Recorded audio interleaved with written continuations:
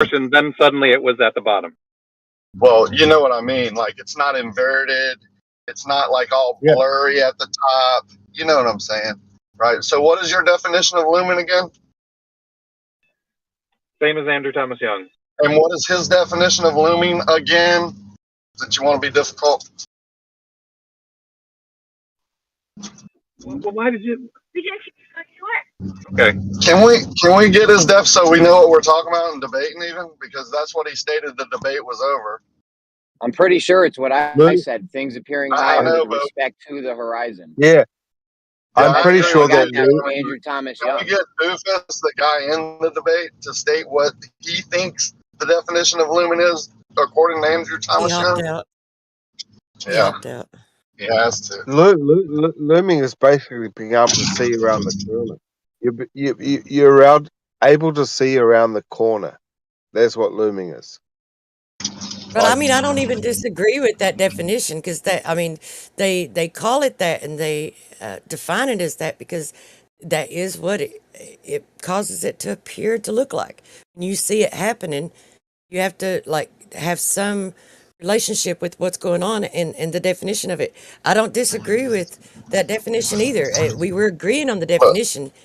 He was just trying to parse out the words and say that it appears that way because it is that way. And I was like pointing out that it's not that way. It only appears that way.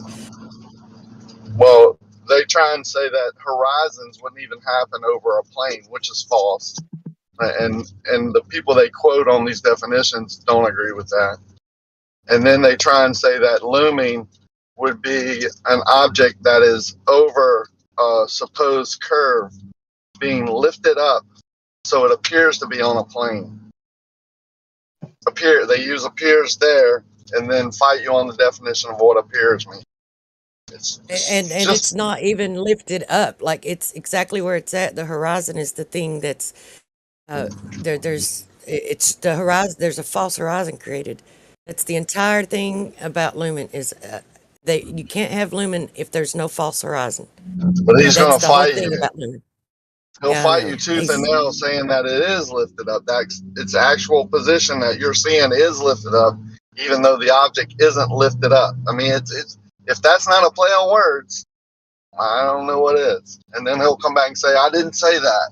It's the same runaround script that we've gotten for years from people who claim to be smarter than you and I, right? Or be quoting people who are smarter, who have interpreted the definitions in the book right. But when you ask them to quote the definitions, they opt out of the conversation. When it was very calm, I mean, no one was aggravating him. He just gets aggravated all by himself. Well, I believe if I told him my name, he would argue with me over what my name is. He definitely would. Actually, Doofus was asking Truth Bewares for a citation for source for her definition of looming. And she did not give any to this day. And it was Doofus that actually provided a source for his definition. So right, no problem. Not the conversation that happened that I witnessed before backwards. Yeah, no problem. For things, I wasn't disagreeing with the definition. The definition. No, I wasn't. For an object to appear to be loomed above the horizon or lifted higher in relation to the horizon, for it to appear that way, that's I don't disagree with that. What I wanted to do was saying it's caused by the sky being cast downwards. But that's the false horizon. That's why it appears that way. It's not being lifted anywhere. It appears to be lifted. Source, and you were asked for a source. You only ever reaffirmed that yes, that's what you're saying. You're saying the false horizon appears because the sky is cast downwards, and the apparent position of the boat, that the position that you see the boat in, is also its actual position. That's not shifted. That's what you're saying. And what Doofus has been doing is he's been asking you to substantiate that understanding with a source. And that's fine. I told him It's fine. I told him considering I could get him a source. I just wanted to get a clear statement of what he was saying, whether he was saying that it was actually being lifted or it just appeared to be. Like, what was the effect that he was claiming was going on? Is he just arguing to be arguing, or does he understand what lumen is? Does he understand the effects that, like, He did what's provide an going on? explanation in Right. And source. that's what I wanted to get from him. Because Yeah, I'm and not he gonna, did do I that can't multiple talk. times. He Look, did explain what looming is defined so, as, or what sources he can find that define looming, where the apparent position is shifted upwards compared to the actual position. So the apparent position where you see the boat or the object that is loomed in is not the same as the actual position where it actually resides in, and that this is what looming is. And he also posted a source explaining how that occurs, or why, and you could also find why that occurs, an explanation. So, but it conflicts with what you're saying is happening when looming is present, which is that the actual position of objects is the same as the apparent position. It does not shift, and it is the sky that is cast downwards that makes that occurs when something appears to be looming. How do you get that covered? Definition doesn't explain. A definition doesn't explain what's going on. Like, I don't disagree with the definition. In lumen, yes, the object you do, appears to be lifted. Finding out a different definition. And yes, the description or the definition that you gave gives an explanation Hold for on, man. lumen. AK, truth was right in the middle of her sentence, dude. You gotta stop, bro. You gotta stop. She started out with the start of her, what she was saying was already incorrect and going a step into the wrong direction. I don't care. And I don't care who's incorrect. Issue that she needs to she was asked to substantiate what she's saying with a source, and she's but Jeremy, Jeremy, on, we think Carlos. Hang on, bro. Like Carlos, Jeremy was trying to talk, Carlos. Carlos, Jesus Christ, man, yo, what the fuck, guys? Come on, man. I don't care who's right and who's wrong. Don't interrupt, AK. That's not. I warned you the other day. I'm about to give you another warning. Stop interrupting people, please. Don't interrupt me when I'm trying to mod. What is wrong with you guys, man? Come on, can we all just talk like normal people? Yeah, but bro, don't you think this is really fucking boring? I don't care. Go watch television then or something. Go do something else, bro. I don't care. Oh, so you want to listen to about fucking looming all day long, is it? I'm done with it. If you want to talk about something else, right talk now, about bro. I don't know what to tell you, Carlos. If you're bored, you don't have to be here. All right. Yeah, but we don't want to listen about looming all day long, Jeremy. We just it's not generally gonna be all day. I promise. It's not. We for sure don't want to listen to. Just people gotta stop interrupting. We'll have a lot of conversation flow. Yeah, like we could have a different topic, like, bro. Does anybody else want to change the topic? Yeah, like Jeremy, I'm sure you've got some like nice stuff to talk about, bro. Like, what have you been doing all day long? Come on, Carlos, you're overcabbed. You're too relaxed. Yeah, like, what's wrong with that, bro?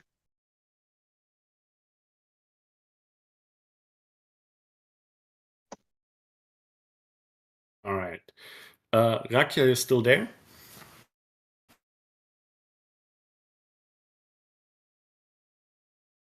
Go on. Too bad. That was not Rakia, that was Snacks.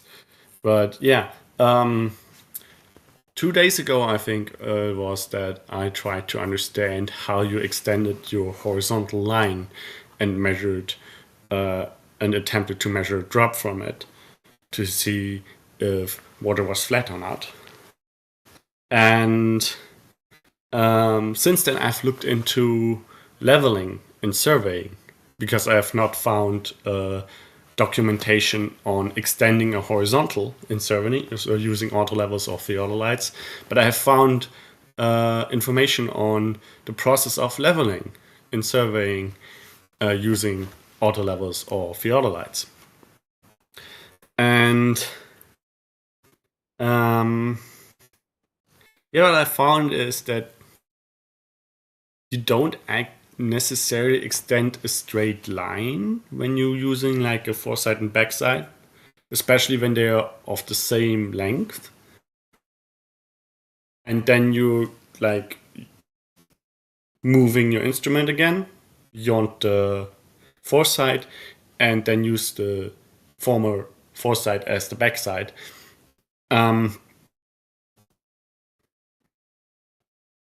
It does not inherently connect your You're talking a fucking your shit. instruments Like, I to don't stay know in the what same the orientation. Because like when you use a theodolite, you know it always comes back down to its level. Like, what are you on about? All right, so Yakya 2 days ago he made a statement that he extended a horizontal line over like a little more than 1 mile, or 2 miles, and he used a theodolite or an autolevel to create straight line segments, and he extended those until he reached like multiple more than 1 mile. And then he tried to measure a drop from it, and he did not find that the elevation changed relative to that straight line. And that's how he measured that the Earth has to be flat and that it does not curve. Then I tried to understand how he extended the line using those tools. And I didn't really get a straight answer from him. I only got like analogies from him and hypothetical situations that how you could make it more apparent that he extended a straight line, but he did not explain how he actually extended a straight line. Well, he told you that you can only. He told you that he can only do it in 200-meter segments. Yes. And then he told me that he extended the first straight line that he established, which I understand how it's a straight line. It's just a sight, right? That he extended that sight by another 200 and by another 200 and by another 200. And when I tried to ask him how he made sure that those stayed like straight in relation to each other rather than in relation to the tool that he's using, which is an autolite or a theodolite, he got all flustered. And then now I looked up the process of leveling. No, he didn't. He tried to explain to you that you can only measure in 200-meter segments, and you have to leapfrog. Yeah, he was claiming that he was connecting the 200, that he was making one segment, and then he was extending the segment, the 200-meter segment, by another 200 meters. You know when you have like a ruler and you draw a straight line with the ruler, and then you can use half of the ruler to line up with your line again and extend the line that you drew by another half of the ruler. That's what he claimed he has done using those instruments. You kind of have to, because when you have a thing called perspective, you have to do it in short segments. Because if you're trying to do it in longer than 200 meters, you've got perspective to deal with, and as soon as you go over 200 meters, perspective plays a big deal, like a big part. No, perspective is not Hey, the but reason stop that you clipping shouldn't them though. extend And beyond that. AK, why Reason... don't you try to be a little bit more? Hey, yo, can you hear me? Okay, we have I'm an sorry, issue. the middle of my sentence is interrupted. Can everyone hear when other people are talking while they're talking? Because if you can't, that's an issue. We need to fix it right now.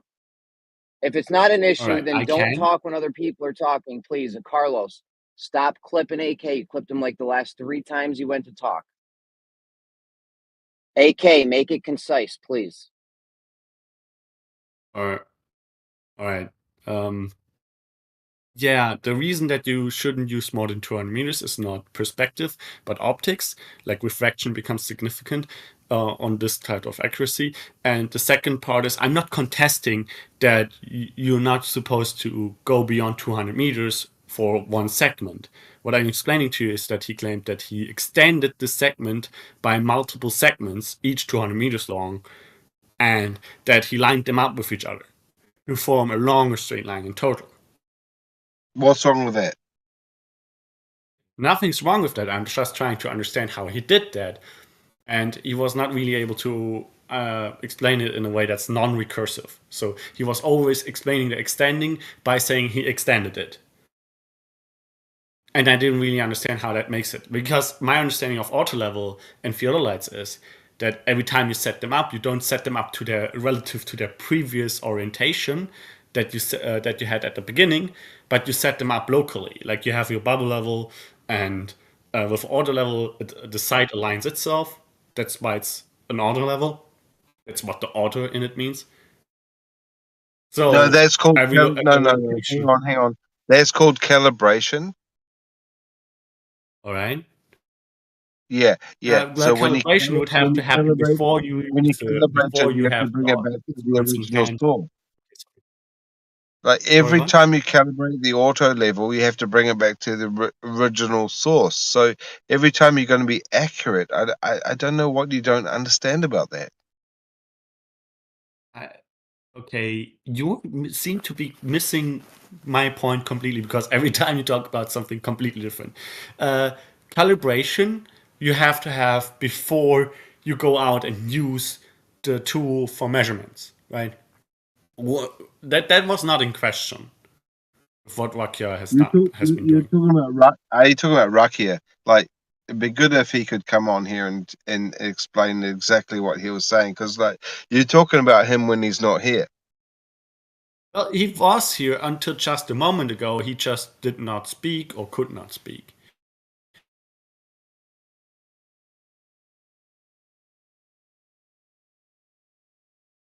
We can also scroll back in the chat to where the conversation happened and where he said, like, I am gonna explain it in VC, because nothing different from what happened in the conversation really happened in VC. There's no additional information that he gave, actually.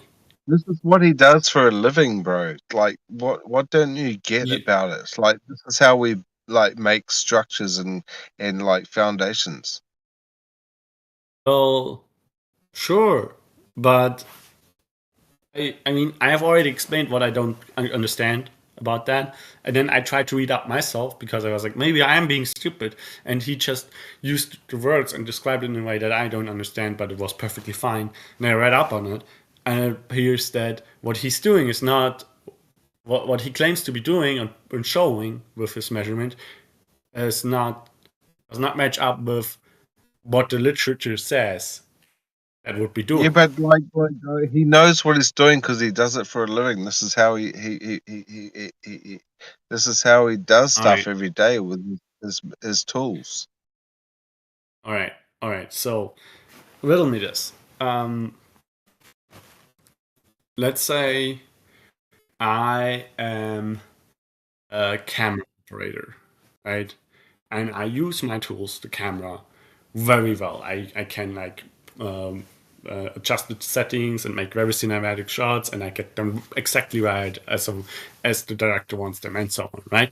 Does that mean that I therefore know exactly how the physics of every part of my camera works? Like why the lens does what it does, why the sensor, why it's recording the way it does, and why it's having the effect it does, or do I just know about how the tool reacts when I push certain buttons or turn certain dials? I have to ask you a question. Have you ever used a theodolite?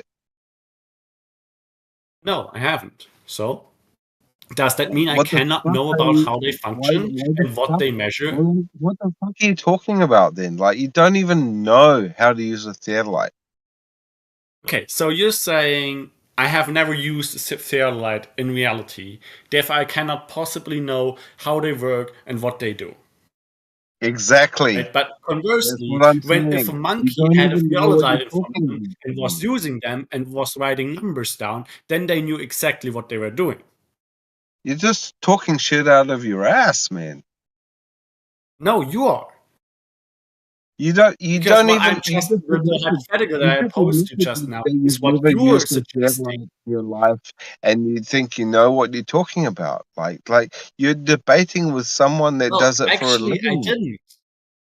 Actually, I didn't. I was asking Rakia for his expertise. I was asking Rakia, hey, walk me through it. Walk me through how did you extend that line and how did you make sure that this segment was exactly in the same orientation, continuing the next segment was continuing in exactly the same orientation as the previous segment. And his explanation always amounted to, I did it by extending it.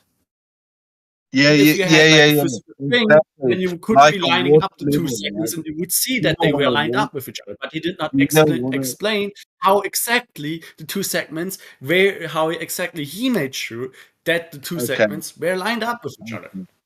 Okay, my friend. Like, do you know what a water level is? Like, what we can Yes. verify is what we can verify on short segments in this reality that we're living in. Everything is verifiable within short, measurable, tangible measurements, first order measurements. Anything outside of a first order measurement is just theoretical. So if you can No, measure a that's not true. first order measurement and you can That's continue not that true. first order, yeah, everything is done in short segments. Okay. Okay, everything that's measured in first order measurements, not measured in first order measurements, is theoretical. How do Exactly. you measure the speed without measuring distance over time and then calculating the speed? Because that's second order, isn't it? That's a measurement of a distance and the measurement of a No. time that distance is traversed in, and then calculating the speed from that. That's theoretical then. Well, you have Or theoretical your and definition of optical. first order is arbitrary. Well, no, well, you have theoretical and optical, right? And as soon as you get into optical, it's not first order measurement anymore. Because it's optical and not first order. It's not, What the it's not fuck are you first talking order. about? What is first order? In your fantasy, what's first order? Well, the problem is because perspective comes into play. How so? Well, as soon as What is the problem? as soon as you get out of the You're realms just of a throwing first around order, buzzwords. You don't have hang any on, idea what the fuck you're talking about. hang on. Like as soon You as you don't get even out know of the what the realm, problem is, what the conversation was. You have not listened to a single thing I've been saying. You have not listened to what I know and what I don't know. You just randomly responding at this point. Like you're not AK, he was answering. You're trying not to holding a explain coherent himself and you cut conversation. him off. AK, he was trying to explain himself and you cut him off. I don't know why. No, he was starting to go off on another thing that was completely irrelevant. With like, oh, perspective becomes relevant. And no, with the tools that we're using, perspective is entirely irrelevant. Yeah, I as also soon as think Besides, it's for you, irrelevant, me, but let's let him explain. I also think it's irrelevant, but let's let him explain himself, please. Don't interrupt. yeah, well, as soon as you get out of the realms of tangibility and first order measurements and anything that you can measure in the real world, like there is a limit to what you can measure, and as soon as you get out of that limit, there's any in way to extrapolate this interpretation of what you observing. I think that it's not possible to really come to some conclusive, uh, description of your measurement without being able to measure it, um, with the tangible attributes, and anything that's outside of that is just like theory. There's no reality to what you're observing. Like, come on. Like, let's bring Rakia in and let's see what he has to say. Yeah, I tried. I mean, I only brought this up because he was in the room, and now he's not anymore. He chose to leave the room as soon as we had a conversation for a little bit about what he was stating, and that I started to read up on it on my own. And at some point there, he left the room. I mean, maybe he's not able to speak himself, but he's clearly walking away from this. Oh, he was I scared. don't. He sent me a DM. He's like, "Yo, I'm scared. AK, I gotta go." Yeah, exactly. I That's mean, what he said. it He doesn't said, really "I'm make a difference. He's got diarrhea. That's what he's got." Yeah. Yeah, good for him, but that doesn't really make a difference, right? Because it doesn't really change the outcome. The outcome is that we talked about it. He got very flustered. He tried to explain it, and he only explained it in recursive terms. That is when I asked him how exactly he made sure that the segments that he measured that the straight line segments that he established stayed aligned with each other and did not actually intersect each other at an angle or anything over time, over getting further away from each other. He was saying What he is was your doing that what, by extending what the is, line. can I ask you what is your contention? Don't have a contention. I just want to understand what exactly he did. But then I read up on it myself. I read up on leveling and surveying, specifically the level profile method, and it appears like when you have a foresight and a backside, and then you move your instrument so that your last foresight is the new backside. It appears that the instrument is set up relative to its location. It's the location it's at every point, and not relative to the first backside that you took, to the orientation it had at the first backside, which you would need to do to make sure that a straight line segment that you used for the first backside is aligned with the straight line segment that you use when you use your last foresight as the new backside. Okay, so your Right? But problem it's is not actually happening. it seems like your problem is when you're setting the instrument up again in a new location, that you're not able to put the instrument into the exactly the same plane of horizontal leveling. Is that Well, what you're saying? no, actually, it depends. But the thing is that you set it up to be horizontal at each benchmark or at each sighting point at each station separately, and there's no issue with like understanding with saying, okay, we know that all the verticals are parallel to each other, for example.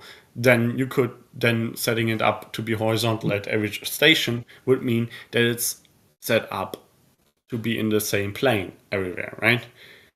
But what Rakia was claiming here is that we do not have that information within this discussion. That's the problem. We're trying to find out if all verticals are parallel or if level is horizontal or not.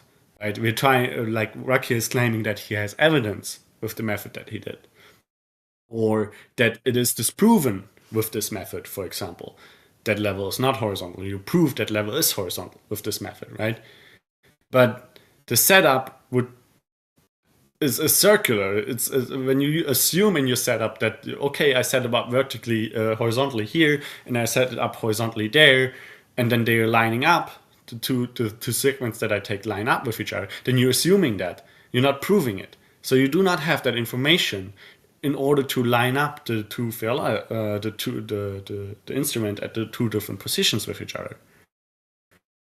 And I was trying to understand what he used in order to line up his segments with each other. And he was claiming he was extending one line, but he did not explain how exactly he made sure that it was an extension of the line and not a new straight line segment. Well, And then I read obviously, up on it myself, and it seems that every time you take a segment and you move your instrument, it's a new straight line segment that's again oriented horizontally relative to its current to its new position, not relative to its old position. The evidence he gathered seems to be nil. That's really interesting. So if you do a leapfrog back and forth, and you have one position, and you measure forwards and backwards, and you've got establish a horizontal level plane, and then you go 10 kilometers forwards, and you try to establish the same plane, what is that attribute that you're trying to achieve to be able to get it to the, is it an altimeter? What is the actual device that you're using to get it back into the same plane? Especially if you're on a terrain that is not, yeah, exactly. I understand what your question is about, Rakia, and his explanation there. Yeah, I sort of understand what you're getting at there. Yeah. Can you explain exactly what your contention is? Because I think I know where the contention is now. Yeah. Yeah, well, he was claiming that he was extending the first horizontal segment that he took, the line, and then he extended it again. And he claimed, and I did not understand how he did that. Because when I read up on it myself, it appears that the instrument is set up horizontally at each station. After you move it, it's set up horizontally at the new location. So not relative to the first location, and therefore you did not make sure that you actually lined up your next segment with the previous segment. It's is he using GPS, or what's he using? Well, apparently he used a benchmarks, he's having known positions, there's marked points that have known positions and known altitudes, and then when you establish a benchmark, you need to measure a distance to the first benchmark relatively accurately. It needs to be 50 meters away, and you need to measure it by an accuracy of lower than 5 centimeters, apparently. So how you do it is to measure it with a tape along a road that slopes less than 5%, I think, was it, in the leveling procedure. And then you take the same tape and you measure the same distance backwards. And if the difference between the two measurements is lower than 5 centimeters, you take the average of that as the distance between the first benchmark and your known point. And then that's the backside. And then the foresight is your last measurement before you move your instrument.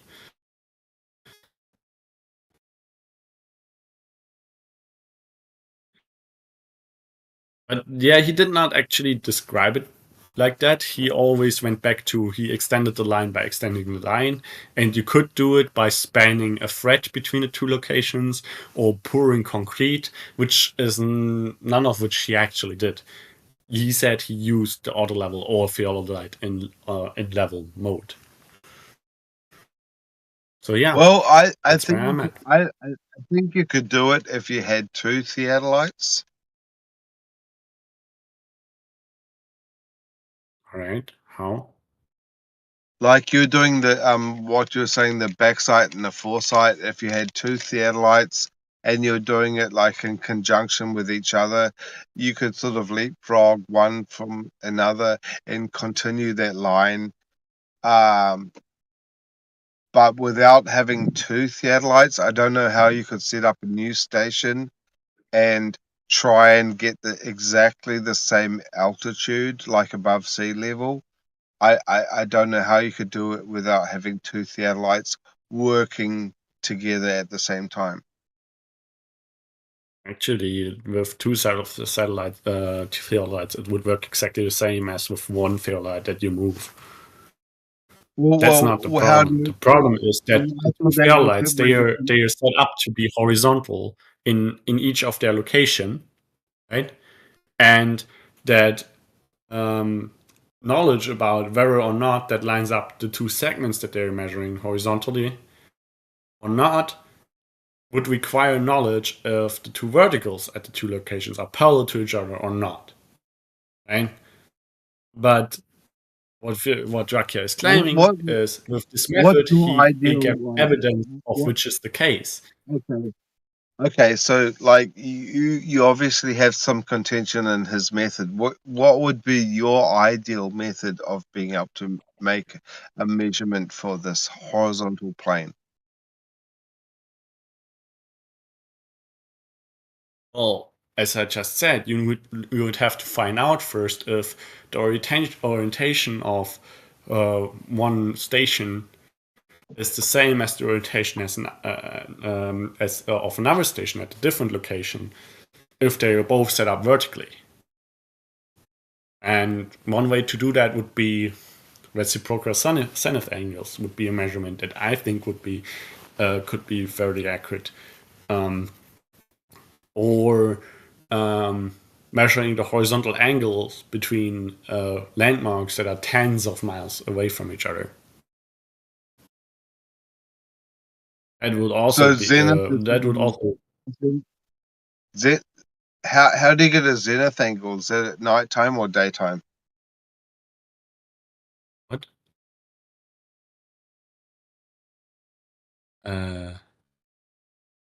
Well, at nighttime you would have to use you wouldn't be able to sight visually. You would have to use laser level or a laser. Yeah, actually, yeah, laser level, I guess, could work. A laser station to measure the orientation of the two stations to each other. At daytime, you would be able to sight them, so visually, but it doesn't make a difference to the method. And the laser level and the auto level, those both make horizontal lines, right? Well, with a laser station, you don't have to have a. It doesn't have to be horizontal. Like you could also aim the name. Basically. I love how you changed the name to the laser station. Laser level are horizontal from the horizontal plane. Yeah. So I was actually not talking about laser level, but sighting the stations with a laser via laser instead of visually. I'm not sure if that actually is done, but I remember that there's targets that consist of a prism to reflect the laser back, instead of target that has like this grid of black and white squares, so that you can sight it more accurately. So I know there is some sighting that can be done with lasers instead of visually.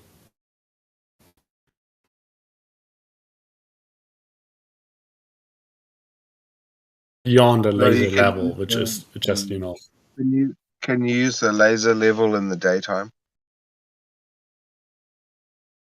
Yes, as far as I know.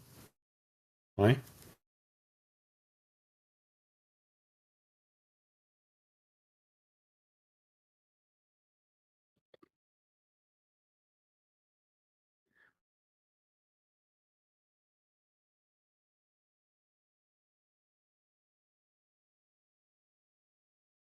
All right, people, Carlos, you got quiet for some reason.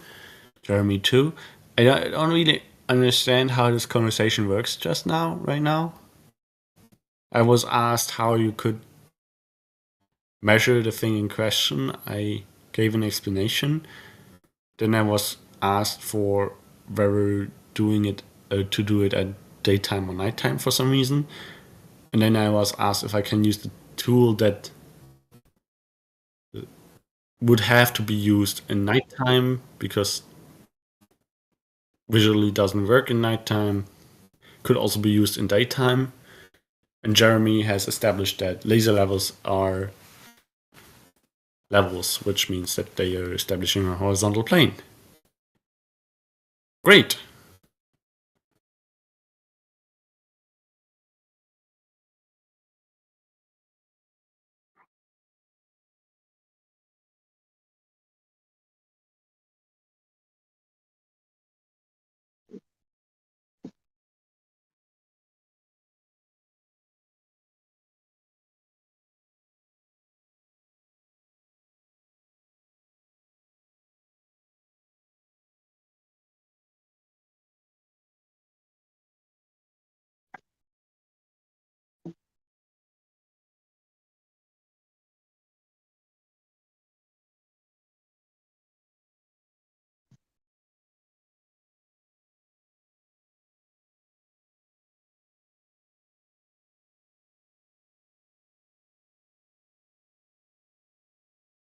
Yeah, I think that we're living in the eye of a titan.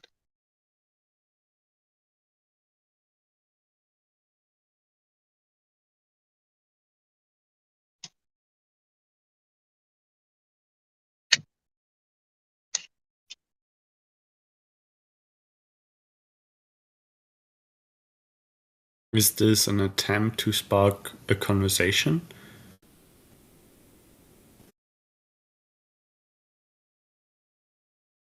You know, you didn't really have to let the previous conversation die out. It was not me that left you guys hanging, it was the room that left me hanging.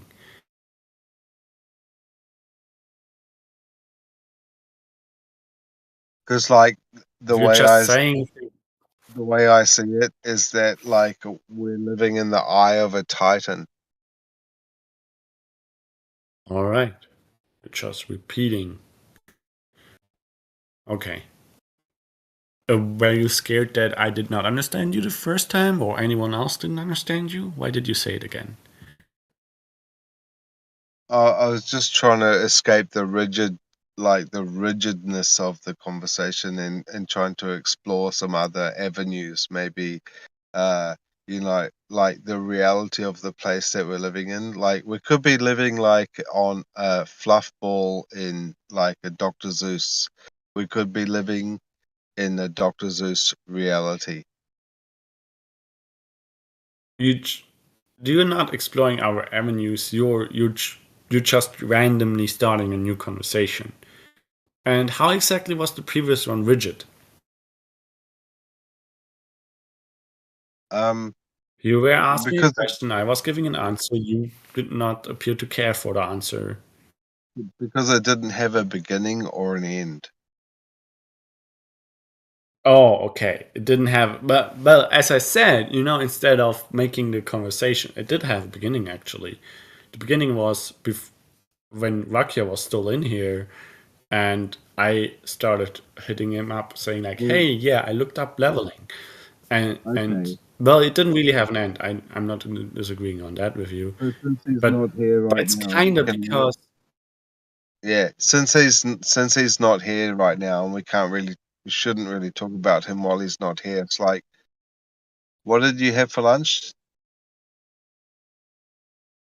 I didn't have lunch yet. Oh my God! Come on, eggs I know, Benedict, right? eggs Benedict. All No. right, that's a nice one. Okay, good. Is this another exploration you're doing? If you have to escape reality in your own special way to avoid the reality of that the whole world is exploding into World War III, like at least we could talk about what the fuck are you going to have for lunch? We Like, didn't really talk about the whole world exploding into World War III until you brought it up just now. like, like, like.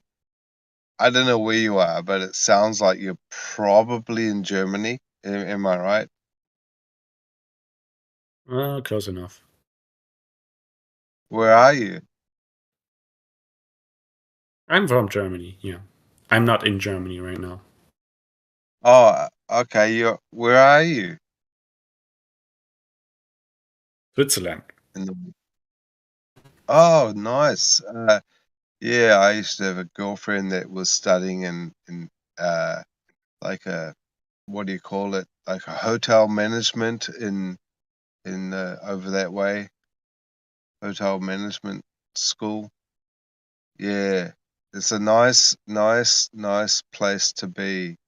But how is it for you economically? Are you worried about some conflict?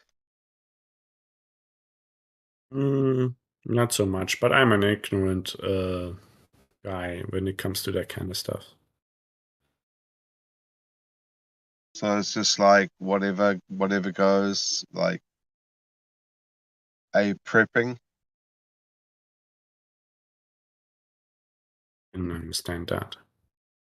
Like, are you planning for some like possible like catastrophe? No, not really.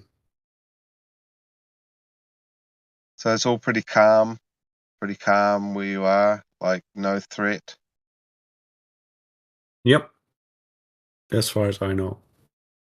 Well, that's good to hear. It's like, and is everybody else around you with the same sort of feeling? Like, there's nothing to worry about. Mostly, yeah. That's good. Like, because I went to the supermarket today and I bought like flour and rice, and I stocked up on like a whole supermarket trolley full of flour and rice and pasta and like canned food and like all sorts of stuff. And like it seemed like no one around was doing the same as me. They was like buying like stuff that lasts a day or two. But like I can't understand why people aren't sort of more concerned, like where I am in New Zealand, if they have a conflict in the oceans that involve shipping containers coming into our country that import all of the necessary things. You know, if there's a conflict with the Philippines and China, it's like our um, imported goods are going to be restricted, like big time. And it seems like everybody's like pretty carefree about it, you know, everything. But like, no, I was the only one that I could see stocking up on necessary things to make sure that I was going to be, you know, because it could be tomorrow or the next day. You never know when they're going to say, "Oh, there's no more rice," or "There's no more flour," or "There's no more oil." You know, you never know when the next uh 2019 is going to come around the corner. You know,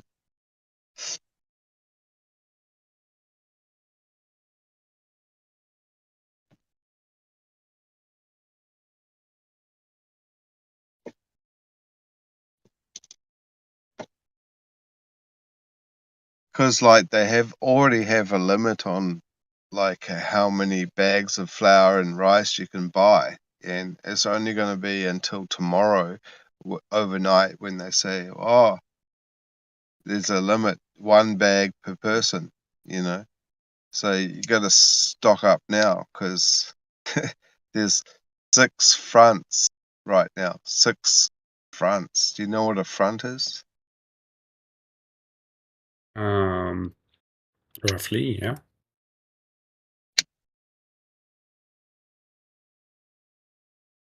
I mean,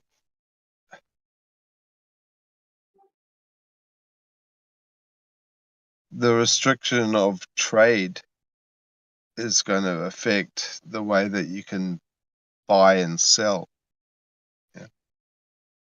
Mm. Profound.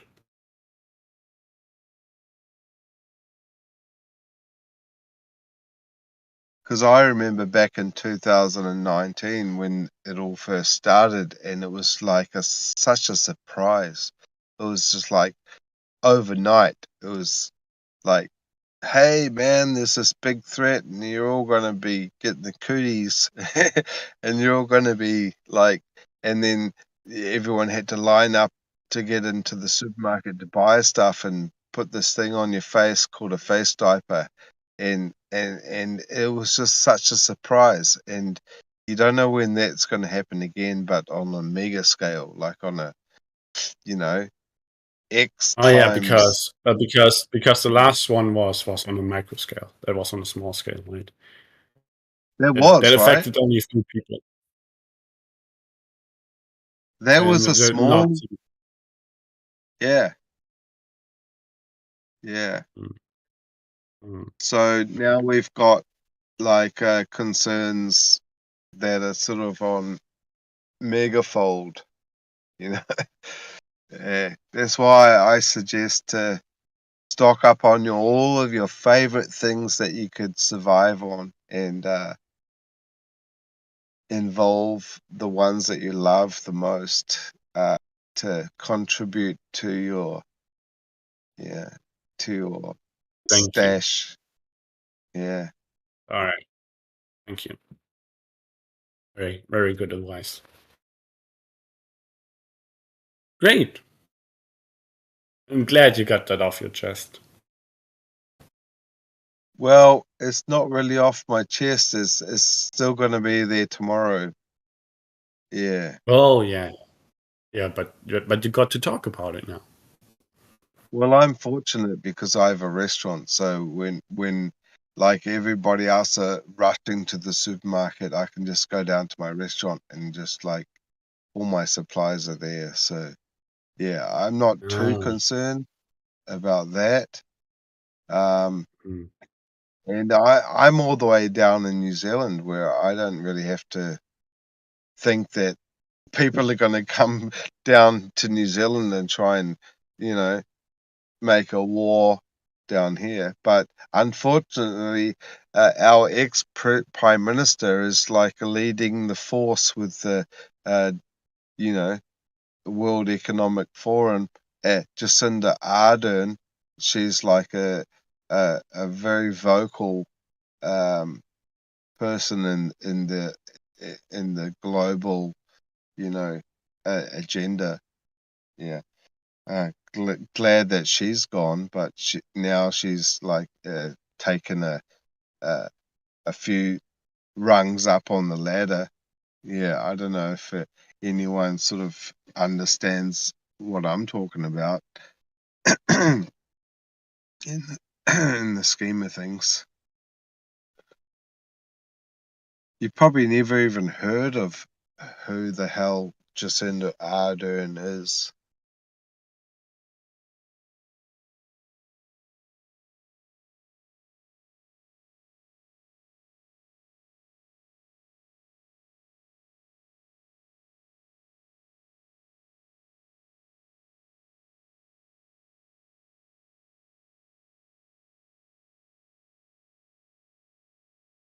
But have you ever heard Snacks play the saxophone?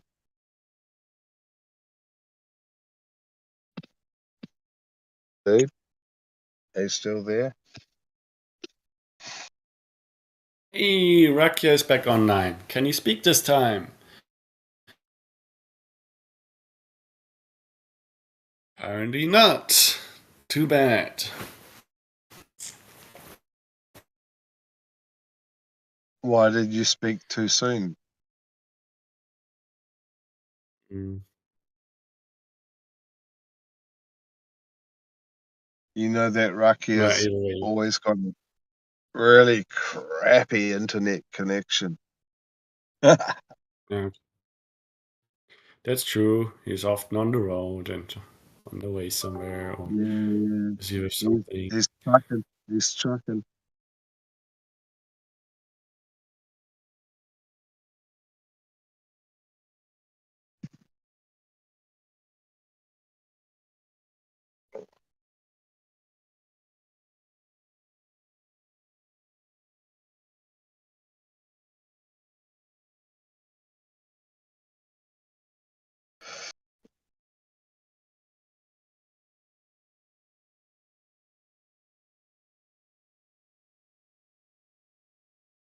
But even though I'm not a Christian, like I really do appreciate like the narrative that the biblical scholars sort of are able to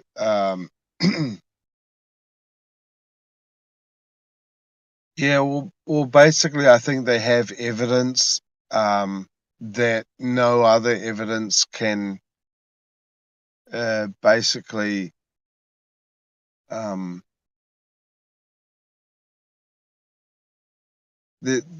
there's no other evidence that can be comparable for our history in the written word. Yeah, so that's admirable to say the least. I think documentable and evidential like evidence of our history and an explanation of our cosmology. Let me repeat what you just said. Documental and evidential evidence of our history and cosmology.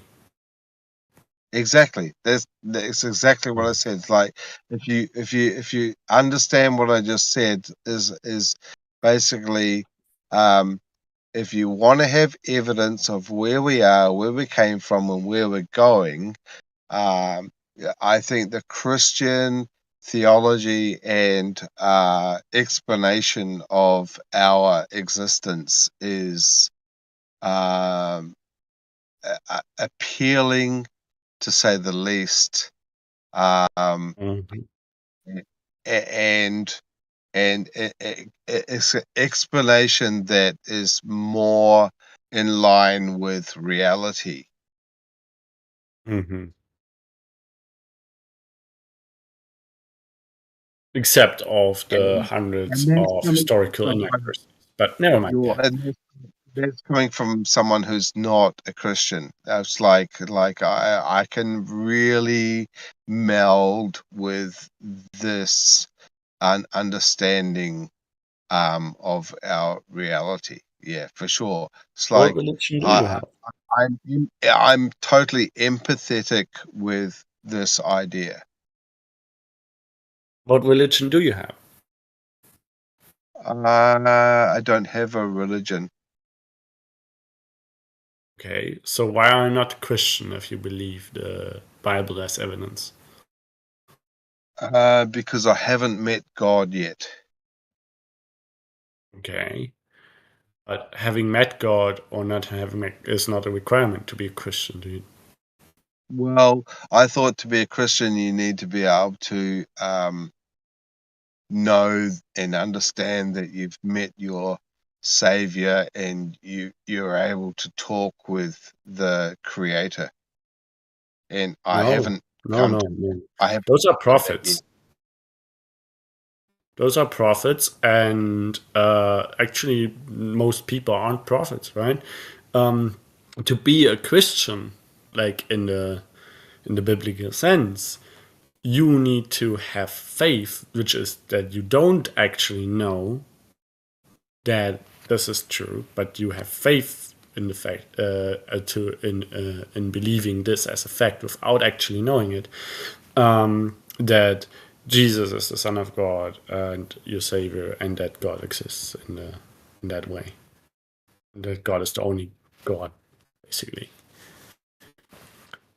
That is required in essence to be a Christian. To be an active Christian, you need to make an attempt. You need to build within your faith, so you do not actually know if you connect or not. You're just believing and trusting that you do, and you need to make an attempt, an active attempt, continuous attempt to build a relationship with God and Jesus.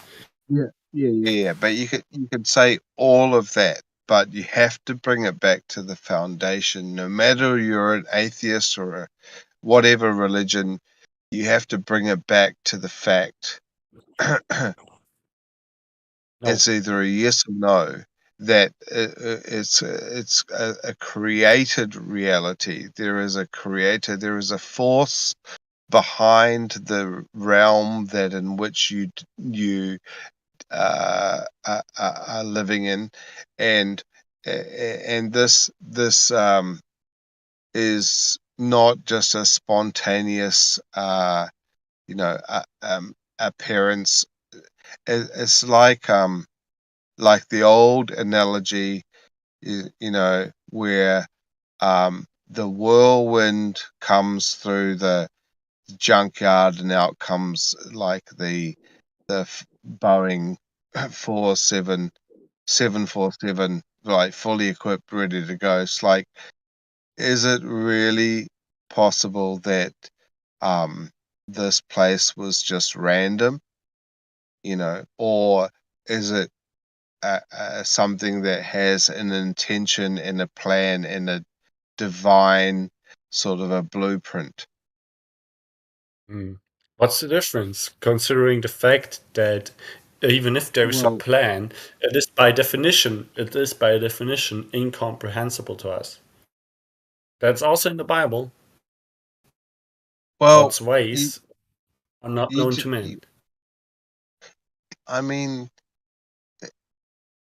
I don't know what is your definition of random? Like, come on, like, is it random that everything that is observable in this reality is so entwined with not only mathematics and all the attributes? Like, I could name a whole bunch of stuff like fractals and DNA and Fibonacci frequency and numbers and numerology, and the way that we're able to correlate our birth dates with the alignment of the stars, and just like all of these things, are they just coincidence, or are these actually part of a blueprint?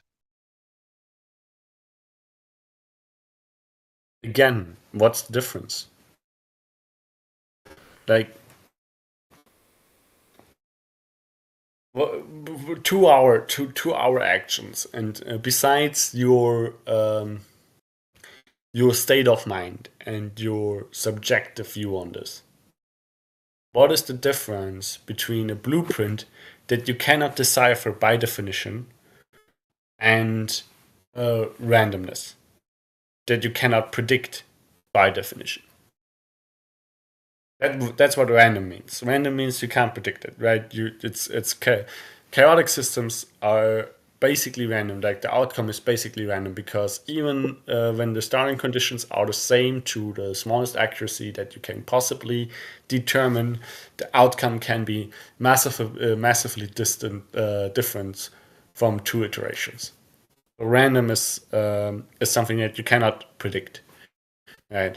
And if there's a blueprint that you cannot understand and decipher by definition, to us, in our perception, there's no difference to randomness between the plan that you can't understand. Like, I don't think that randomness can be and chaotic attributes can be linear.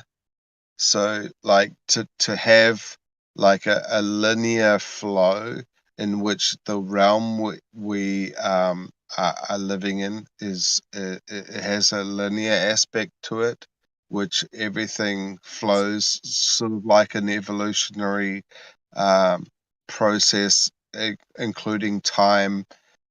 It's all has like a linear process. It's not just chaotic. And if it was something that was not planned with some type of a blueprint, it would be tomorrow the sky would be red, and then the next day it would be yellow. You wouldn't have like linear process in the way that we have night and day. It wouldn't be like that. Okay. Yeah, that's completely wrong. First of all, what you just named as repeated cycle, or what you just named as examples of the linear flow of everything, are repeated cycles of things, not linear things, No, not a linear progression. no. Tons of stuff around us, actually, linear progressions of things are almost never the case. For longest, according to literature that is available now, for the longest time, we did not even consider that a linear motion would go on if it was not impeded by something, because all around us, everything, all the motions that we perceive have some kind of break on them that slows them down over time. So they are not actually linear. Things slow down, things drop off or accelerate. They're not even when something starts out linear. In most everything that we can observe haptically, it does not stay linear, right? And as for the cycles of what you named, the cycles that you named, no, if those if the cycles that we're observing are a result from randomness, that does not mean that they can continue to be random and unpredictable.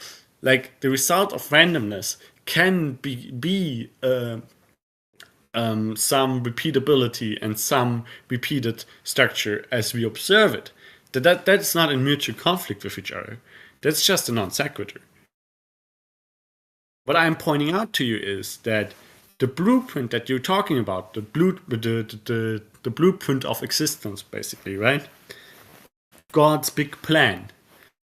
It is, by definition, so grand and so complicated that we cannot hope to understand it completely.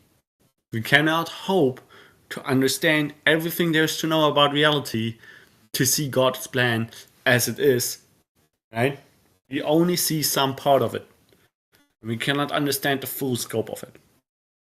And Well, by definition, a plan that you cannot possibly understand is no different from the plan not being present for your ability to distinguish the two. They are undistinguishable for you. Both have the same effect as randomness, which is not predictability.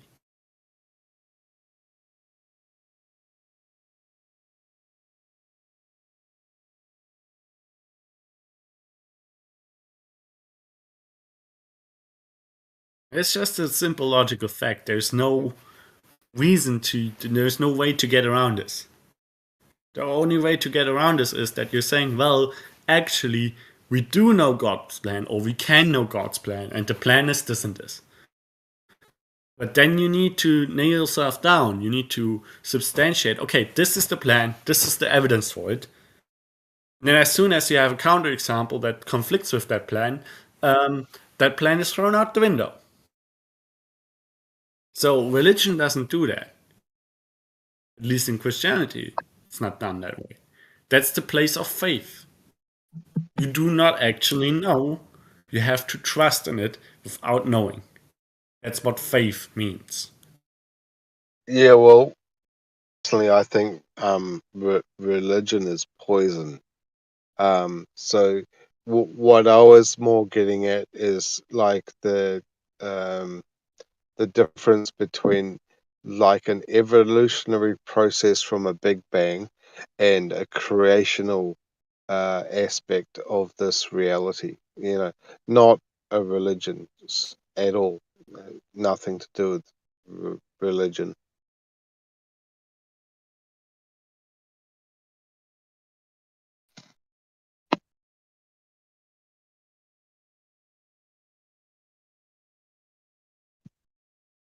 Do you have a religion?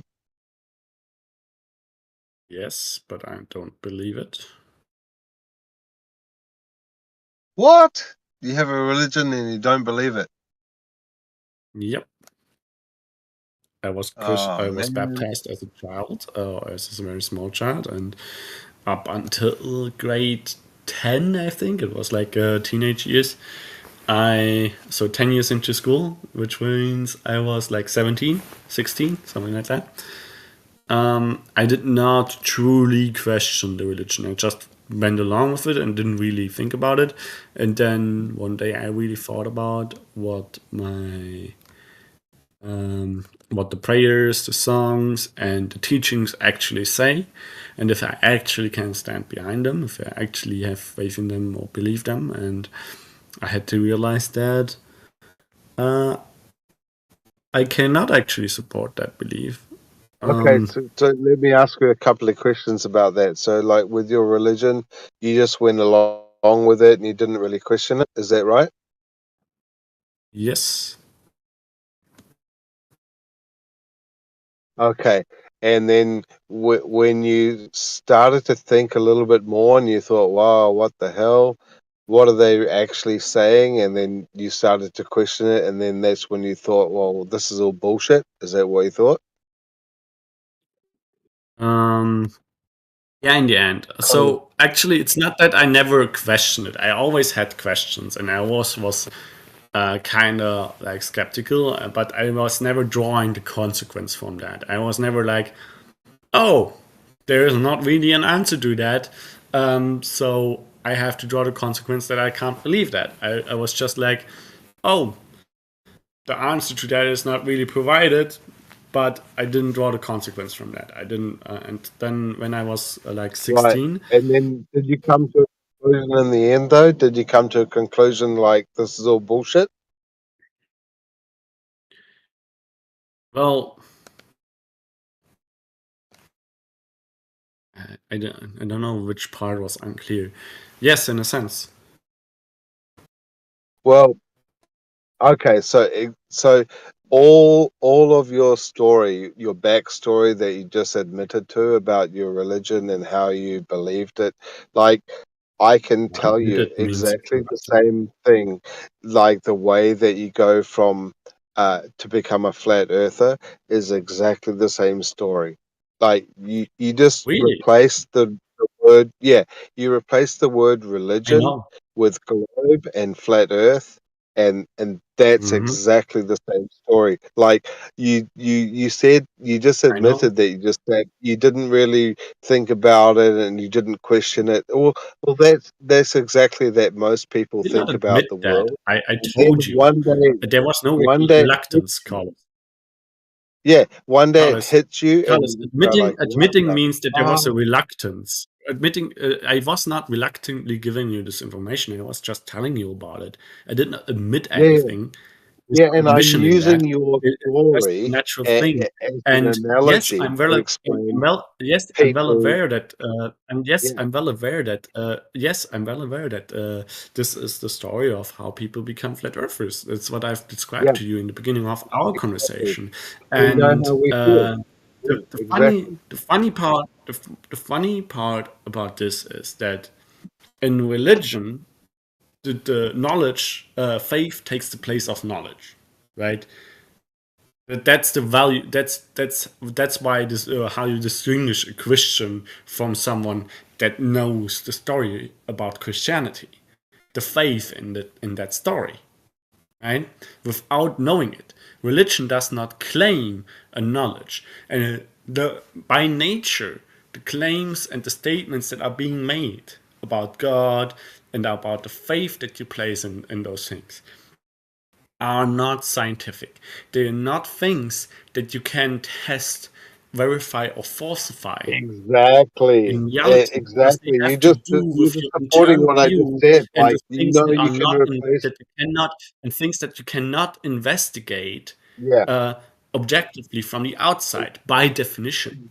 And Right. there's the difference to flat Earth and globe, because this is Right. a Right. matter that you can Can actually you? physically Can I talk? investigate.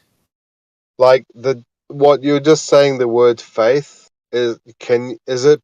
Do you think that you're able to replace the word faith with the word belief? Is that the same thing? Well, belief is a little bit more wide range. Like, belief can be an acceptance, or What's the difference? it What's can the be like difference? a Faith hunch, and belief. Is it? Is or it? it can be Is you're roboting. faith nails down that it's purely a desire, a subjective desire for that to be true without actually knowing it. If you say belief, then it's possible that you also know it and you accept that knowledge, right? You accept, you know a fact and you accept that fact as true, and then it could also be a belief. Faith distinguishes that. Faith makes clear there is no knowledge involved. There is no known fact. It's purely subjective trust. Okay. Can I bump in for a sec? My signal's okay.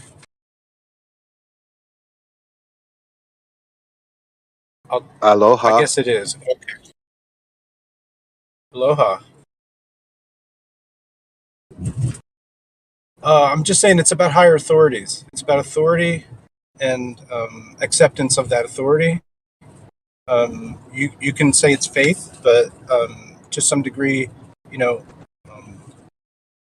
it is just about like accepting authority from some source, really.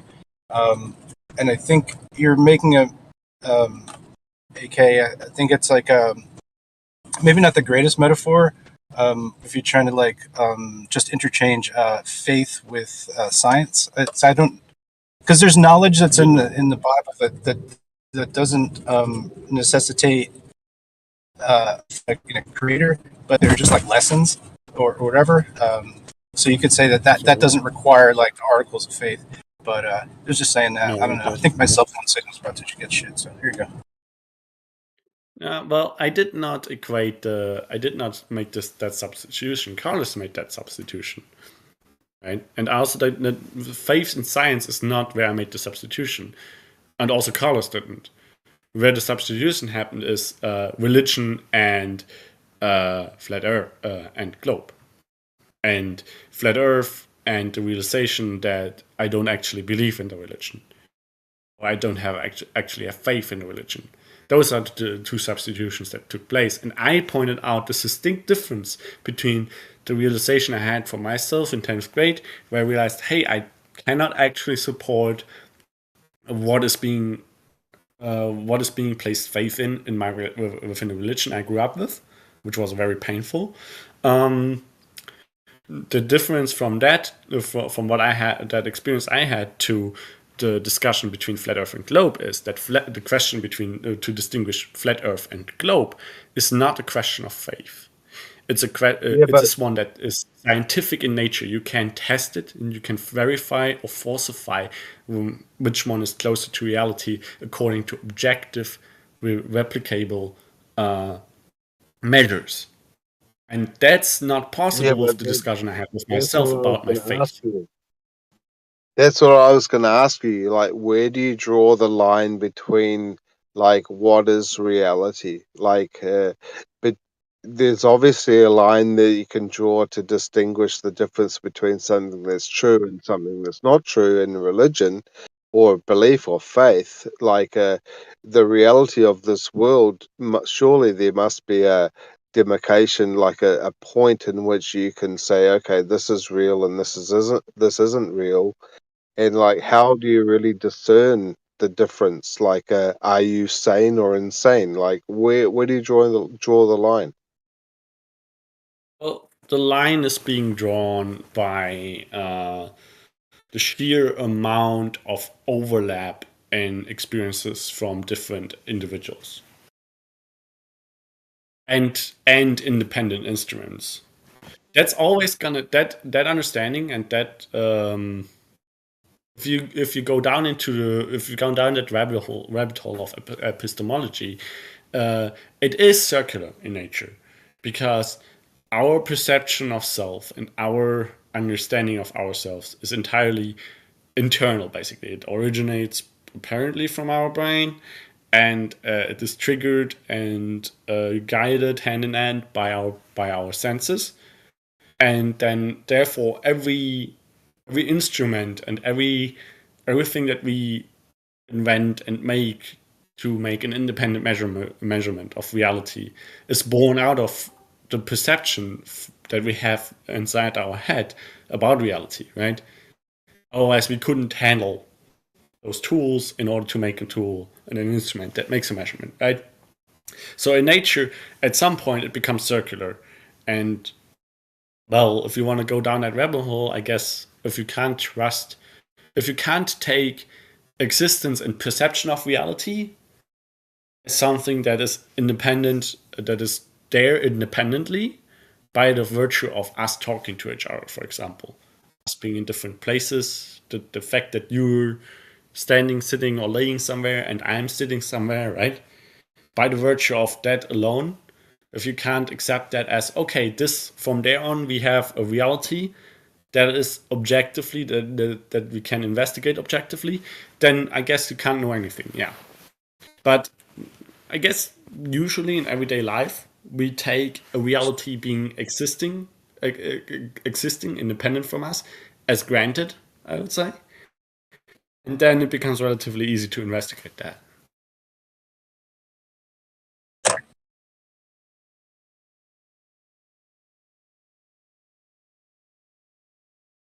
And that's the whole field of science, actually. Sorry. That was a lot of words. I don't even know where to start. You want to rephrase it? Try to pick off a piece of that. It seems like you're comparing the mundane reality of which you live every day, like normal people's life, and a different type of reality in which we're talking about right now. It's like there's so many levels to the understanding of the reality in which we live. A spiritual reality, a physical reality, a material reality. Are we measuring things accurately on an atomic scale, or is it an etheric scale? Is it a spiritual reality? Are there more dimensions? Like, is there possible to be time travel? Can we go back and forwards in time? Are things actually tangible and measurable? Is it a reality in which is tangible and first order measurable, or is it just fucking are we in a matrix or some type of a virtual dream? Like, come on, you need to explore a little bit more in your mind than just, to be so simplistic. Okay. Good for you, I guess. It's interesting that you say I'm not exploring and I'm being simplistic. Those conjectures are fine. They're nice, and there's value in them. Like, it's philosophy, philosophy. I don't know, philosophy, I guess. But it does not change the scientific. That does not change the part that is science and that is scientific. And that's what I distinguished from faith and religion and the conjectures that you're naming. That's fine and dandy, but the investigation of the supernatural is simply not subject of science. And the question between flat Earth and globe can be made a subject of science. It's not inherently, it's not necessary, because it's not a discussion in the scientific community. That is the amount of literature and investigations that are being made by humanity at the moment, right? But you can investigate it scientifically, because it's a question, it's something that you can differentiate scientifically. Whereas the whole spiritual and faith and God thing and so on is not something that you can investigate that way, by definition. So if you have your basis in science and having to have your paradigm controlled in that way, of course that's the way that you're going to be, forming your reality. But like you just have to ask simple questions. You're like, in our physical reality, where we are right now, where you are in this world, there are some things that are unexplained. For example, There's always going to be things that are unexplained. yeah, how the fuck did they build the pyramids? Like a whole bunch of things are unexplained. Like how the fuck are there Really? buildings in many cities in the world with 2 stories under the ground with doors and windows? Mud floods. There's all sorts of stuff in None this of world this that's is actually unexplainable. unexplained, Carlos. You're just misinformed. No. I'm sorry, but Have you that's seen not. it? Those are I've not seen the it with real my eye. questions. I've And seen some of they these are things with they're my still, eye, even if with they my were, they're own still completely eyeball. missing. You're still completely missing the conversation. Yo, Because the origin of the conversation was we talked about my religion, my faith, that I realized that I did not have faith in a religion that I grew up with, and then you're saying, okay, you can substitute globe for religion and flat Earth for realizing that you do not have faith in it. And I told you the crucial difference between those two, between in the substitution is that globe and flat Earth are things that you can actually investigate scientifically, while the question of my faith is a subjective one.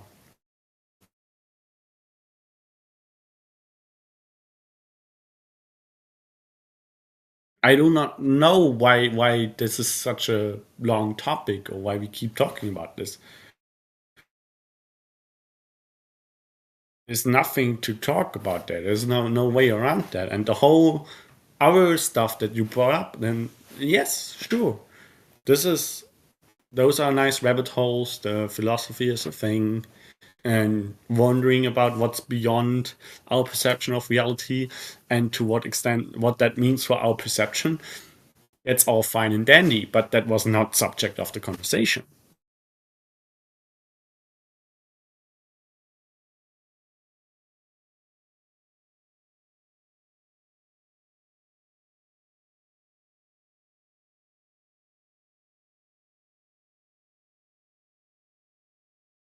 Well, it's been really nice to talk with you, and you seem you seem to be very sane. Yeah, and I appreciate you. Yeah, nice to talk It with was a you. nice chat. Yeah, have a Likewise, good it night. was a nice chat. Okay, ciao, Thanks. brother. Oh.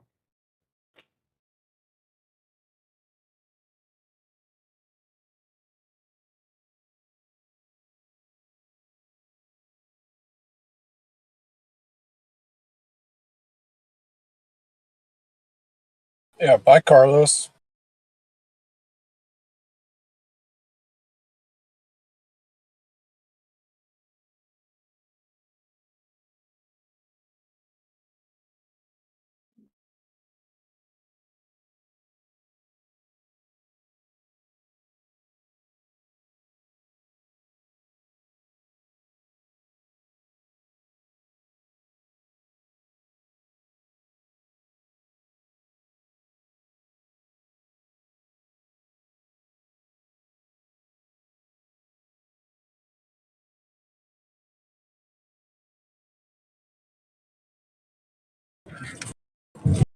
I don't know. To me, a lot of this like has to deal with like primacy of knowledge. Yeah, I like those words and what they mean to me. And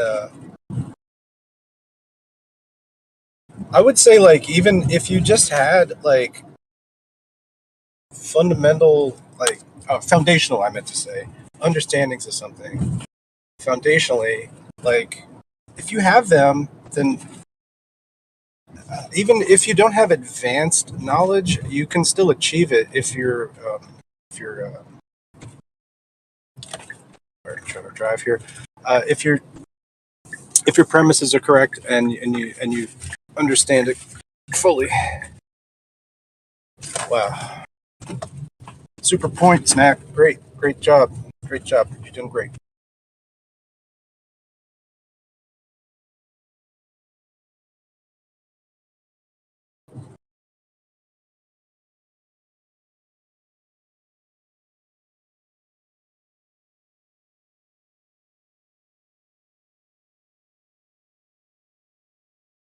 Good points there.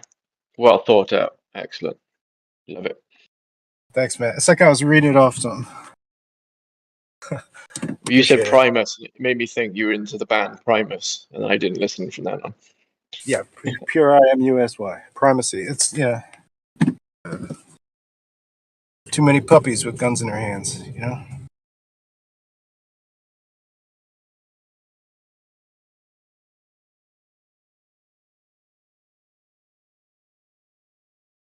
Yeah, of course, I meant early Primus. Yeah, stealing the seeds of cheese, notwithstanding. Jeremy's a race car driver. Oh, all I mean is, like, if you understand the basics, then the advanced stuff is not such a big deal. And you can actually achieve the advanced stuff. And now that I'm not going to get in a car accident, I can have those thoughts and enunciate them. Thanks. Yes.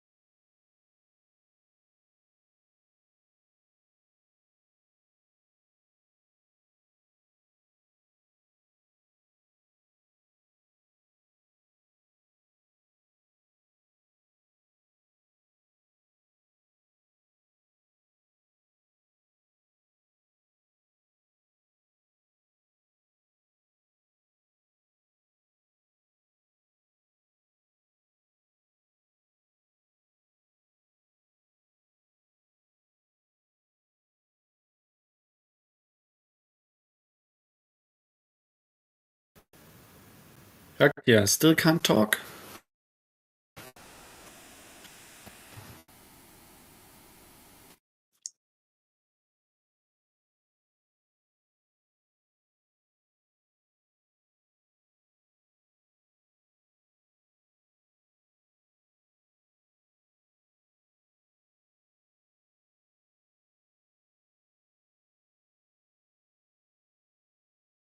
Too bad.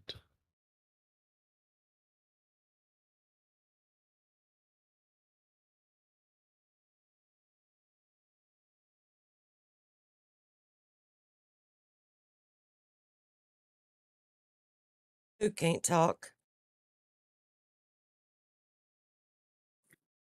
Rakia doesn't respond. Say what? Rakia doesn't respond, unfortunately. I'm still trying to figure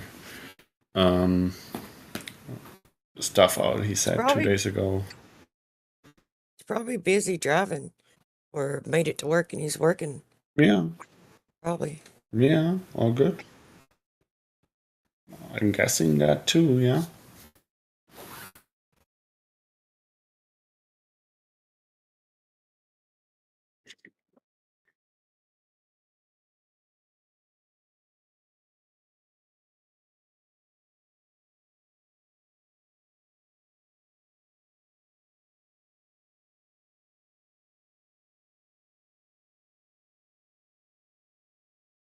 So why exactly do you repost this link? Proof.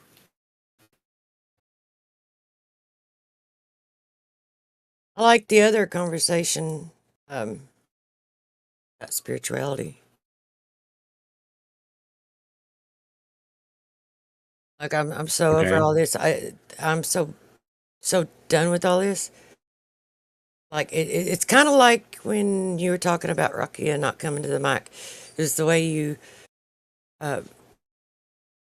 like when someone can't come to the mic, you guys want to act like someone's hiding or I don't know. I just don't like the dishonest back and forth. I like genuine conversations with people who mean well with their conversations, right? And none of you guys seem to. Like he wants to Hey, pull and what? a Who's different. you guys?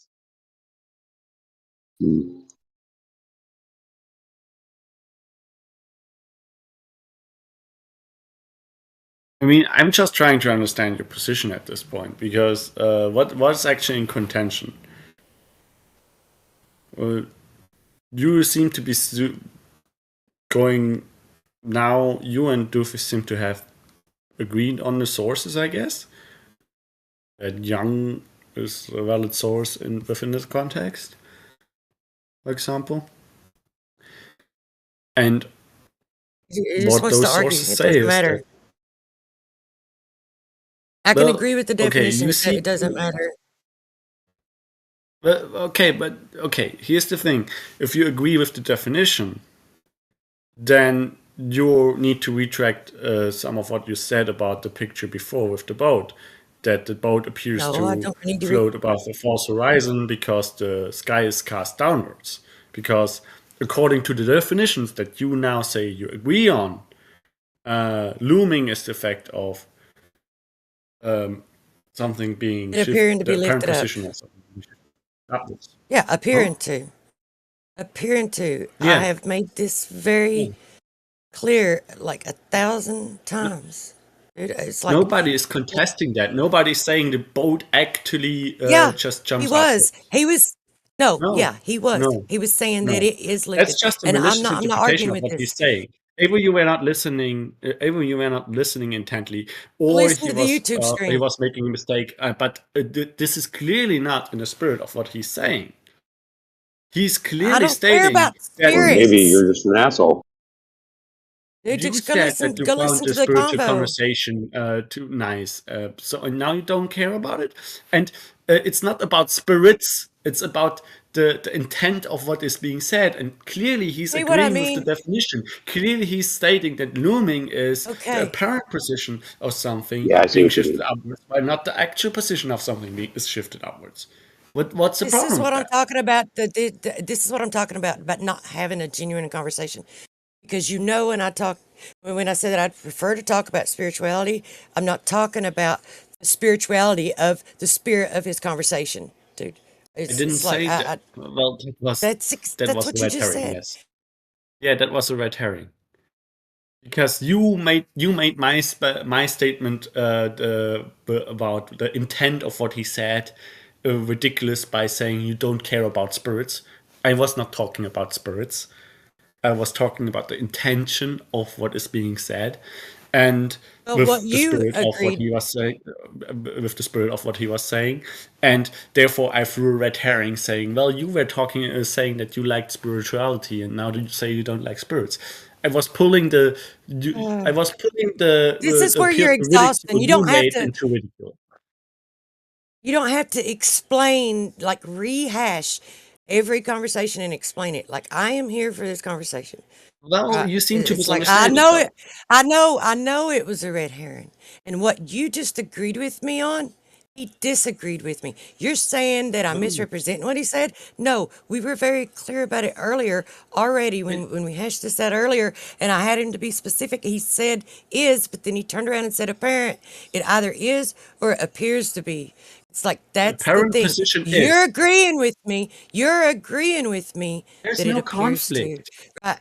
He is saying You're something trying to make different. a So, conflict where there okay, is none. okay, listen. There is none. No, okay, fine. There's no conflict between you and I.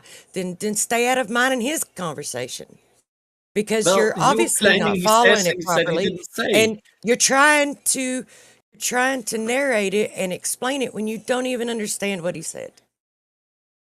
Okay, where exactly does he disagree with you when you say that you agree with the definition? Where exactly I'm does he not say that, talking to no, the you about definition is our now not correct? conversation. Dude. Huh?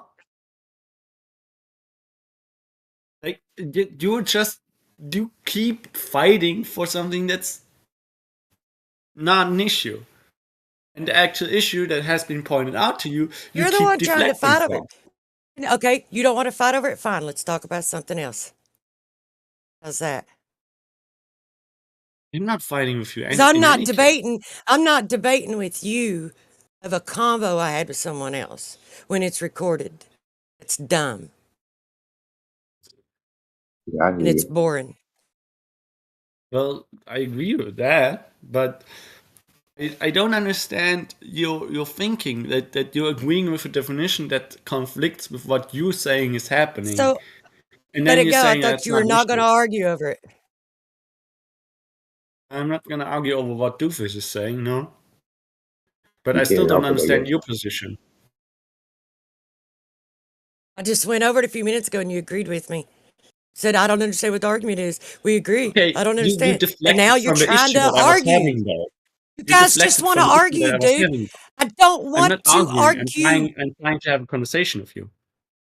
No, you're not. You're just Actually, I you're am. trying to walk me into something so that you can argue. If you don't have something to argue with No, me over, I'm just trying you're to going to argue understand with it. me over a conversation that I had with someone else. I'm And just I'm trying not to understand debating. it. All right, I'm Pickle just Rick. trying to understand you. Let's not troll, okay? Come on. Yeah, okay, great. So I'm just trying to understand this. Yes, you said about the boat that uh, Somebody mute it him. appears to be floating, or it I appears thought higher we already because covered. I thought you already said you agreed with me. I thought you already all right. said, I don't I understand what agree we're with the arguing over. sources. I We agree with agree. how looming is All defined. right. I So, agree with what you've said about looming so far. But I see a conflict between what you said now about looming and what and your agreement with the sources, and what you earlier said is happening in the picture about the with the boat that appears to be floating with the force horizon. Because what you said happens there is that the sky is cast downwards. And none of the sources that we have and that you agree with on the looming does it say that this is what looming does. So it conflicts.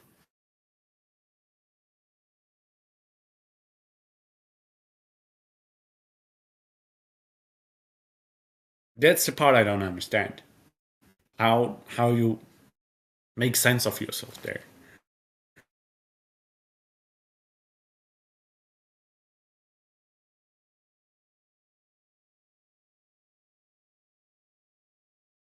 Can you not read that at the bottom where Dr. Young gave his description of what he saw was going on? When it says, and the dampening incoming swells, question mark. So the sky reflected in the middle distance is not what is that not what I just said? You're saying that it doesn't say that? You guys saying I'm making shit up? It's right there.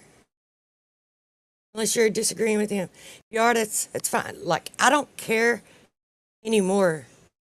I really And he don't. did. Wait So a second. if In you this guys sentence, like did he, argue wait a with someone second. else, In this sentence, did he say probably looming and mirage of the sea surface beyond the apparent horizon?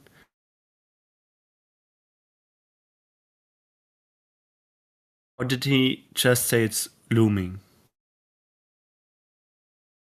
Because you're quoting this as evidence that looming is supposed to cast the sky downwards. I don't think she's having a discussion with you no more. But why don't you just read the definition she would pointed you to, rather than like restating her point that you think that she's trying to make? I'm sorry, you were cutting out in the middle. Why don't I just read what? Just read what you're on. Read the definition. You don't need to like put other shit into it.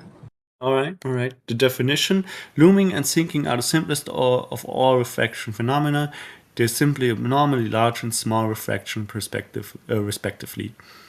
As was first shown by Lambert, 1759, a constant density gradient in the lower atmosphere produces only a vertical displacement of distant objects, not a distortion. So looming is just an exaggeration of normal refraction, produced by steeper than usual decrease in density with height.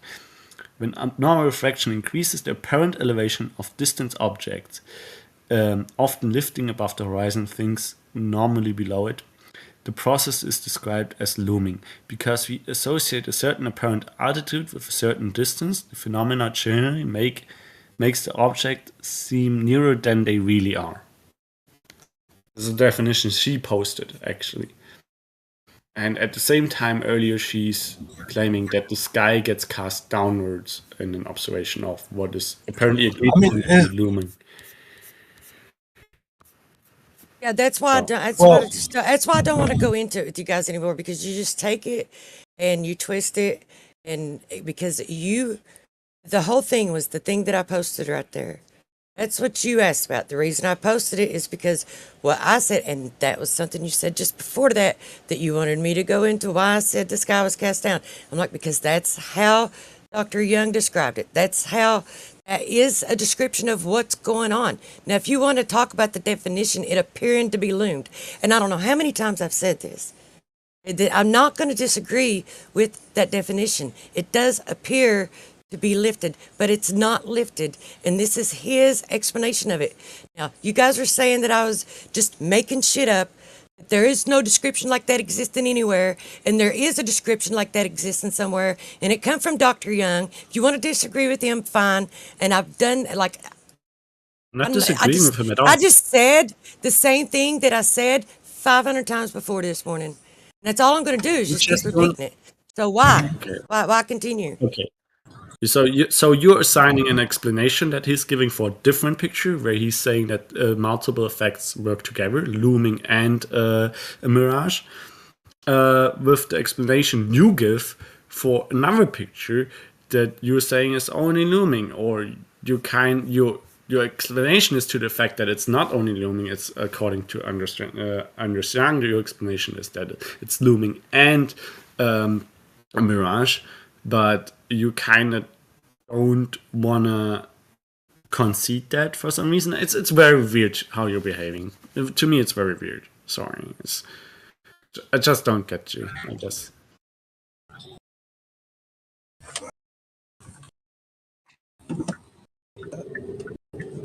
We good here? I don't know. It's just like pretty agitating listening to. Especially earlier. I don't know why, just turns can be taken there's really not that much at stake. You know, odds are you'll be here tomorrow. So it's at least okay to like provide the goodwill and respect that the other person deserves to finish their fucking thoughts. You know, regardless of how fucking right one party thinks that they are over the other. You know, I'll go ahead and break these rules on my own time. It's fine. But I'm just saying, like, it's just it happens with you a lot, AK, and I'm not trying to like other people too, right? It does happen, but it's like, damn, you got a way about you, fucking piss people off with that, you know. And then maybe if that's your agenda to just make the other person so upset that they can't actually formulate thoughts, then you know, perhaps you're fantastic at that. If it's unintentional, then fucking stop over talking people.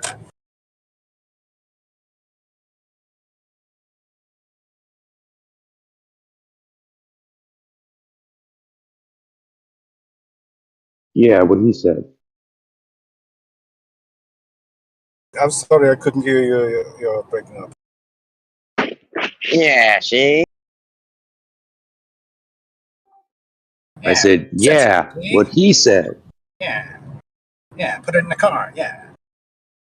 What I would really love for myself to be able to do is when people get heated, to be that calm voice that comes in and just like chills them out. But I am too easily triggered, and I'm too animated, and I put too much heart and emotion into what I say when I say it. So it's obvious to me that I'll never be that person, is no matter how bad I want to be that person. You're acting like a So female. I just hope that everybody accepts me for what I am. I hope You're so. acting like a total bee. I hope I'm acting like a female. What a shithead.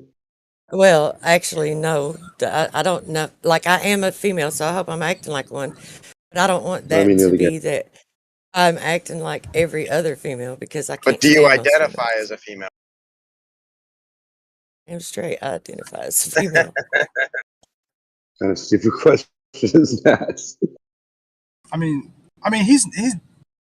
I mean, it would be difficult for him to really get you anyway. It's from another country, from different, you know, agenda, whatever. All this, it's just difficult. Like, why would he expect that he should understand where your head is at? And you know, especially because like you don't hold to the same sets of logics like equally. You know what I mean? Like he's all like, oh, it's in, you know, whatever. It's textbook shit. Therefore, it's better than anything you say, or because this guy said some shit, then it's effectively textbook now. Andrew Thomas Young, yeah, he's an authority on this shit now, you know. And yeah, that's a lot. That almost goes back to the whole faith or the faith argument I was kind of bringing up. Yeah, Or, it's the same thing. It's the same thing. You're right.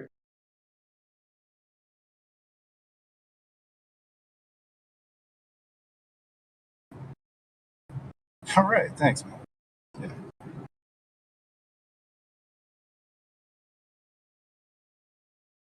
Well, and I'm not a debater. I'm not like to argue something is one thing. I don't know. It's like if I know something, I like to point it out and share what I know. And then it's like if someone wants to argue with me over it, but that the tactics that they use trigger me too much. Like just the tactics do. Really easily triggered by tactics. Yeah. Think after all these years I wouldn't be, but I think it's from being sitting in the sidelines most of the time and listening to others, and letting those tactics trigger me, and listening to other people point them out, and stopping the use of the tactics in the past, and then like I think I just have this second nature of an expectation of others. Once you point it out, that they'll stop doing it. That's not what happens. So. And because I was always on the sidelines and I wasn't like in the trenches actually debating, and I'm not really a debater, and it just kind of like, yeah.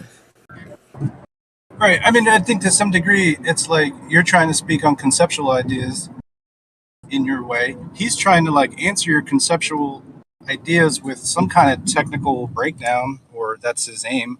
And this just sounds like arguing. more or less. Like, I don't know if there's a connection that's ever being made on in this one, but I've heard him. Whatever, I'm not trying to pick on him. He's obviously a smart guy, you know. Well, let's not go too far. Well, I don't know. I really do feel like being a little too smart is a hindrance because you think you're smart now. And the smarter you think you are, the dumber I think you actually become. Quote that. Yeah, somebody write that down. It's good.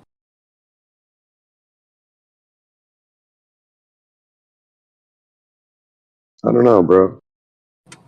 Yeah, I could be wrong on that. No, a lot of dumb people say that. I hear it a lot.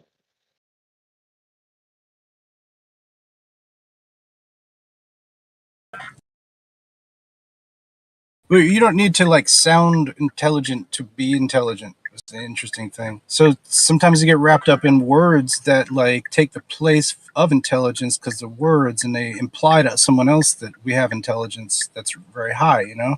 And The contextual medium through which we communicate and all things are understood is like the nature of mankind, and you're just your inability to comprehend through this medium is apparent. Which can in all things there's different transparencies and apparent visual aids that you just aren't comprehending. wow, I feel so stupid now. Fucking, I love you, Nick. Nick, you're awesome. Great. How dare you?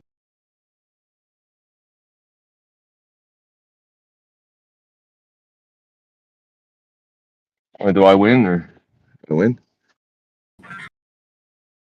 It's hard to argue Win. what you said. What? I don't know. So many words I got to look up now.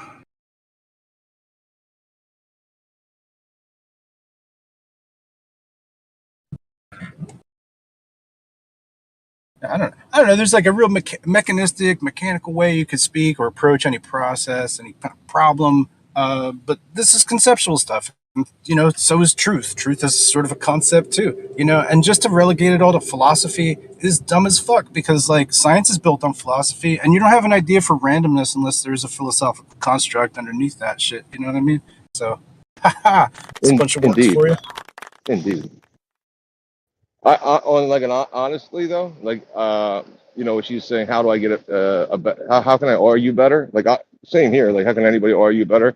The thing that I've seen that might be really easy is just the logical like modus tollens. Like just put all of your arguments. If you could, if me and Snacks, like for example, could, which I don't think we can because I can't, right? So we can't. But just have say a 10-minute discussion with everything just being a modus tones or kind of conversation, an argument would have to come from that, and it would have to come to a conclusion. Yeah. Oh, you mean like if we were adversarially placed in a discussion? So? Just if you want to, just even you can have it with yourself. Like I've done it with myself, like before, like just trying to solve a problem, and if you just put forth a logical argument in that way, you'll be able to make an argument and come to an actual conclusion. Yeah. I mean, I beat the shit out of myself. I did awesome.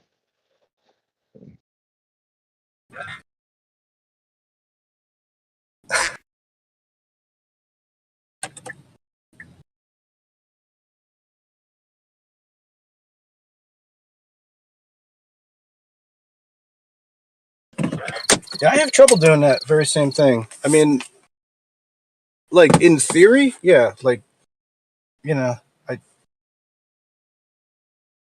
guess that you kind of want to follow your like a natural inclination, and then like slap It yourself on takes the me hand. And be forever. like, no, that can't happen. You know. It takes a long time, like longer than you think. You then have to like get a proposition together and make it make sense. Like it takes longer than you think. That's why I say naturally having a natural conversation that way. I'm not at that level. I can't do that.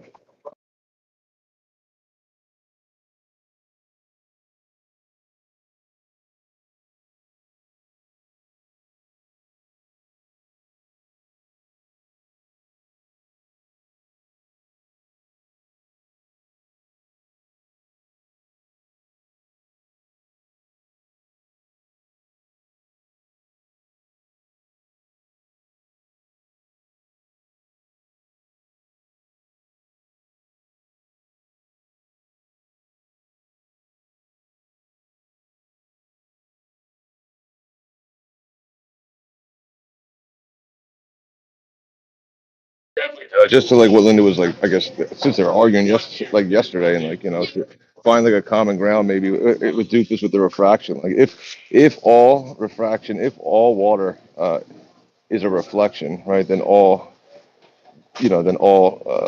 mirages are a mirror reflection. Like if P then Q, kind of thing.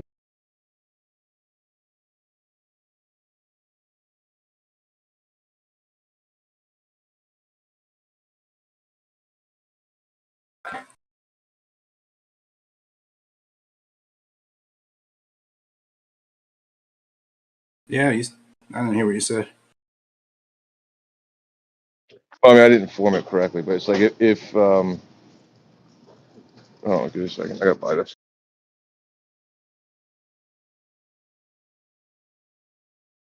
Shout out Extremisys. What's up?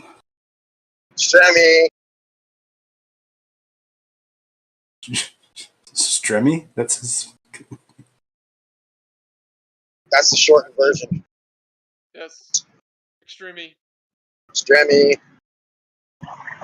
Are we riding the short bus today? A little bit.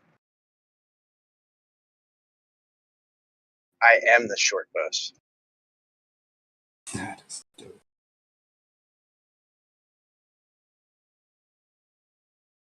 He's the cart that moves the tarts.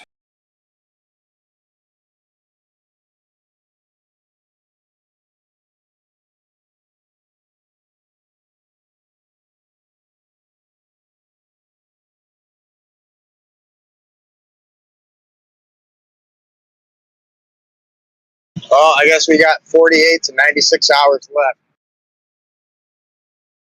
Before XRP goes triple dipple? No. Nope. What? Oh, and into the court case? The SEC has a 3% chance of winning? Nope. What happens in 48 hours?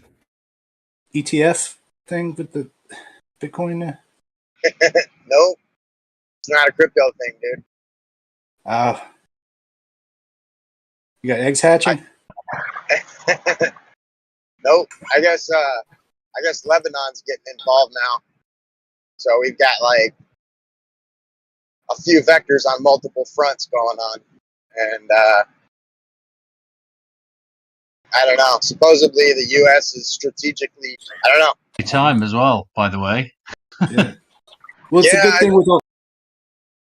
Across the headline saying XRP surged up to like $1.40. I haven't checked. I don't know if that's true or not. No. No. It said about Speak up, Extremisys. 57 cents. I just said that. Oh, okay. But what, BTC's up to 31 something? Yeah, I did hear that. And so XRP is trying to regain its high point eventually of like, what, $1 something? I mean, $1.20, yeah, I mean, that would be ideal. The all-time high is around 350. Is it? $3.50.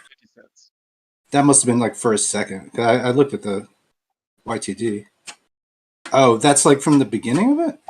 That was this year. 3 or 4 years ago. Oh, shit. That would have been the time.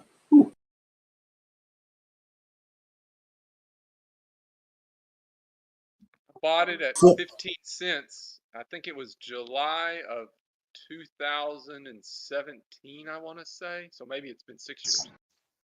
And in December of 2017, it was at 350. Because if you cashed out from 15 to 350, you're just playing with house money till the end of time. That's great. I did not cash out. Well, that's cool. That's cool too.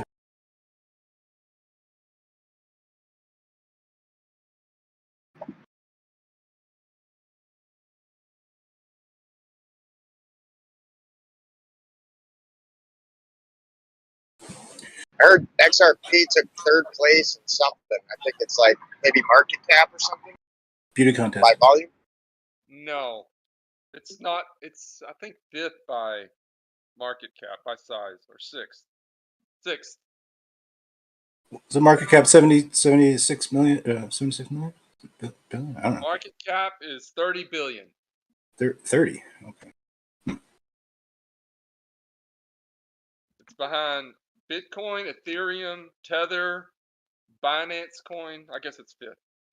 Yeah. If X becomes like a new Tether, then whatever people are saying, that'll be like or that's what the internet says. The reason it could hit high cost, like a grand or whatever per XRP. That'd be all right. Yeah. It'll Okay. never hit. No. I mean, people No. are saying it'll hit 30 $100. years. It'll never hit anything like that because the thing is, for it to hit, say, $10, it's got to hit at $10. That means it's worth $1 trillion. It'll never do that. Well, I think actually $10 would mean it's worth 600 billion. It'll never be worth that much. I mean, its all-time high, it was worth about 200 billion, I think. Oh, what? XRP was $200 billion? For the market cap, not for the individual. Oh, okay. Yeah. No, and I mean, like what does that mean? That like all values of all currencies equals that amount? Right. I mean, if there's a billion coins at $1 each, the market cap is $1 billion.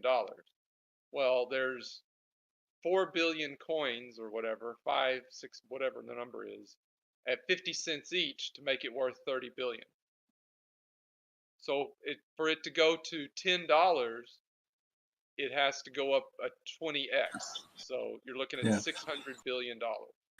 I guess like really the right way to look at it now is that it's like a peso or something that's like, if it's really worth 50 cents, and it should probably stick there, right? It probably ought not crash, right? At this point in history, it should just be like, It'll it'll walk back a little. No, you think so? That's just what crypto does. It goes up a lot, I know. goes down a lot, goes up a lot, goes down a lot. That's just what it does. Yeah, I get you. I just like Tether doesn't, and it's like, I don't know. Maybe people will start using XRP like it's a stable coin if it's I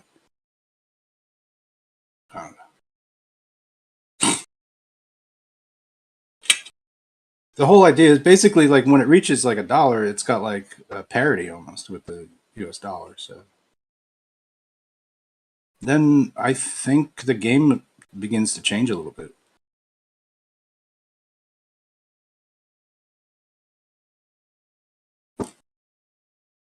And then it might be worth having it in a different way, like not for its like pure monetary value, but I don't know, perhaps some type of lending, profit sharing, and parking. I don't know what fucking utility people could use out of it.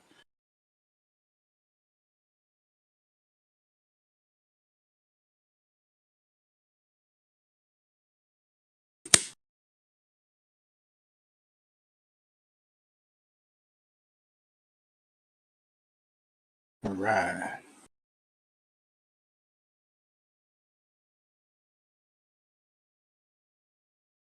Clearing the room with the crypto talk. That's what's happening. Anyway.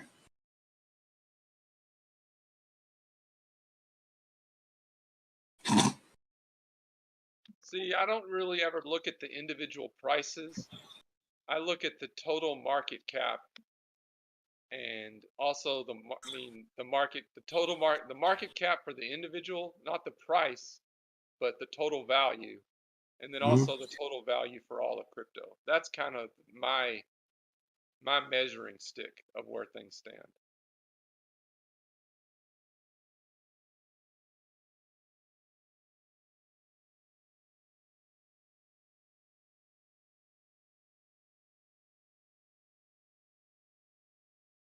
Yeah, I don't have any idea about that, but sure is interesting.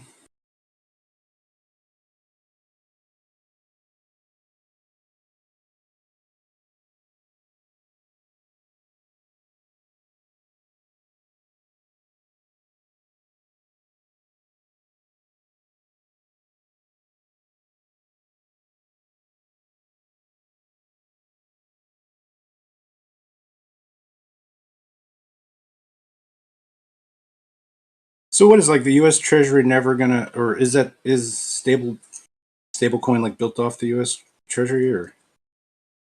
No. Oh, I didn't think so.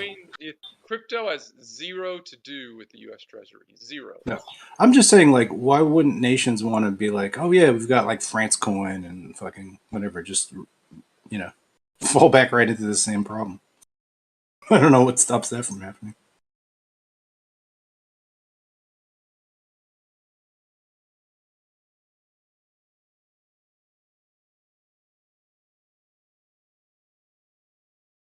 Isn't there crypto that they're trying to get everybody to start using? Like, they already have one that's going to be government, the government go to the government regulated, the government provided, like what the government uses, kind of like the dollar is now. Like, don't they have? It's in a CBDC or something like that. I don't know. Yeah, Starts with C. USDC, I think. Yeah, you're right. Yep. Mm-hmm. I want to say CBDBCs, but I know that's not it. That's not. CBD backed cryptos. Yeah, CBD back cryptos. They're gonna be the next thing. I'm pretty sure they already have that stuff. They got everything.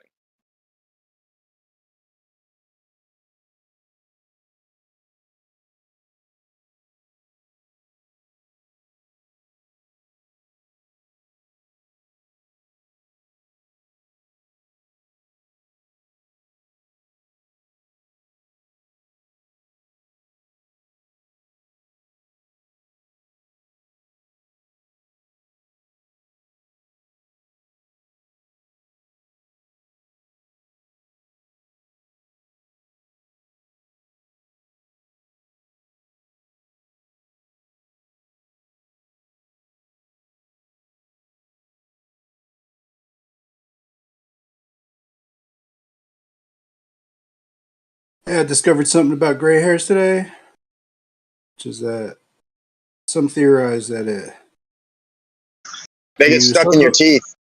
Oh, shit. That's the curly ones. The idea is that as your liver starts to get toxified,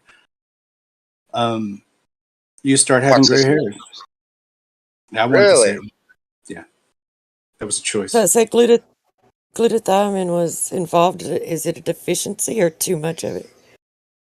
I bet you it's a deficiency in the amino acid, but like but that probably also has like shit to do with your liver too. Like the more glutathione you have, like the healthier your liver might be. Is that why the Liver King has like such nice hair and shit, or what? I don't. That's a good question. I don't know what the Liver King. I don't know. There's a thing like that. You never heard of the Liver King, bro? I've had gray hair since I was 21. Oh, that's just hereditary, probably. I don't know. I'm like 41. I don't have any gray I've hair. heard of Sofa Kingdom. Mm. You heard of what? Sulfur King? Sofa Kingdom. Sofa King.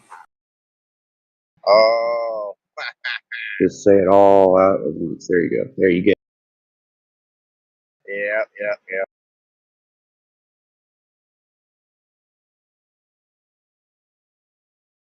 Anyway, we totted comments aside. I'm thinking that I started noticing that. Funny you say it that way. Retarded comments. That's funny. He said we Todd did, excuse me. Sofa King tired of this. Anyway, I think when I started drinking like a case of Coors Light every 2 days, that I started getting gray hairs, like happening at a faster rate. Haha. Bad for your liver? I was doing it. Gray hairs occurred. Previous to that, not really so many. Maybe like a handful. How old are you? I don't know. So what are you Not sure. claiming, that gray hair is caused by something? Yeah. Well, some people say it's like liver damage, or a sign that your liver could be healthier. It's your body talking. Well, yeah. So I think it's possible you go on like a liver cleanse and like curtail your grain. Maybe. Or there's no solution and Father Time just wins. I don't know. Maybe that's happening, but I think the average life expectancy is like 70 something years old.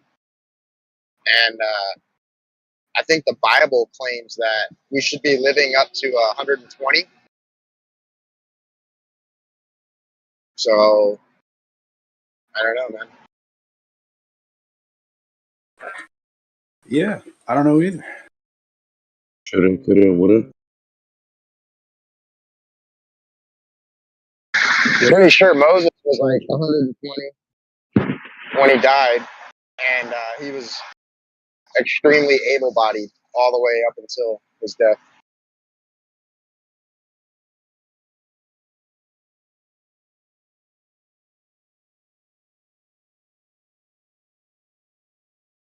Yeah, Moses. Get it. And he only got gray hair because of the burning bush, so I don't know about your liver thing. It's like in style then.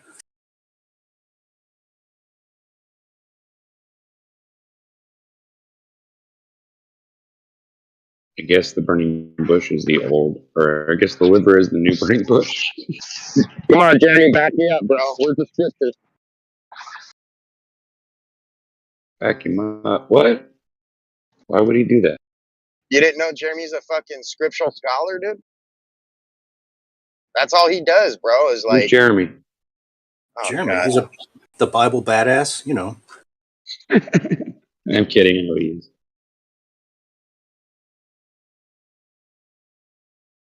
Some people call him the Although I Word. didn't know he was a Bible baddie. He's the guy around here. Yeah, dude. You'll definitely get Bible jujitsu by Jeremy for sure. Yeah. Just ask him about the good news. I doubt it, but you know, things do happen.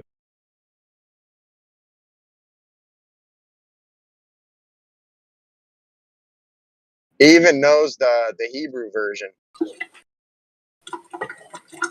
Yeah, he learned Hebrew for that.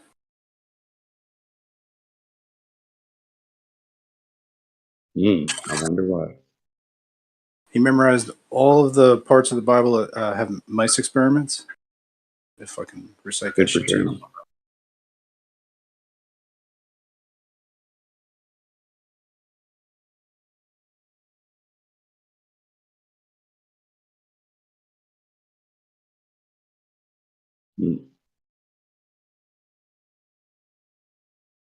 Anybody else receive one of these little table scrap buckets from their garbage company? Amen. Amen. Sorry, what were we saying, Cookie? We were just praying. We were just in prayer. Hold on. What was that?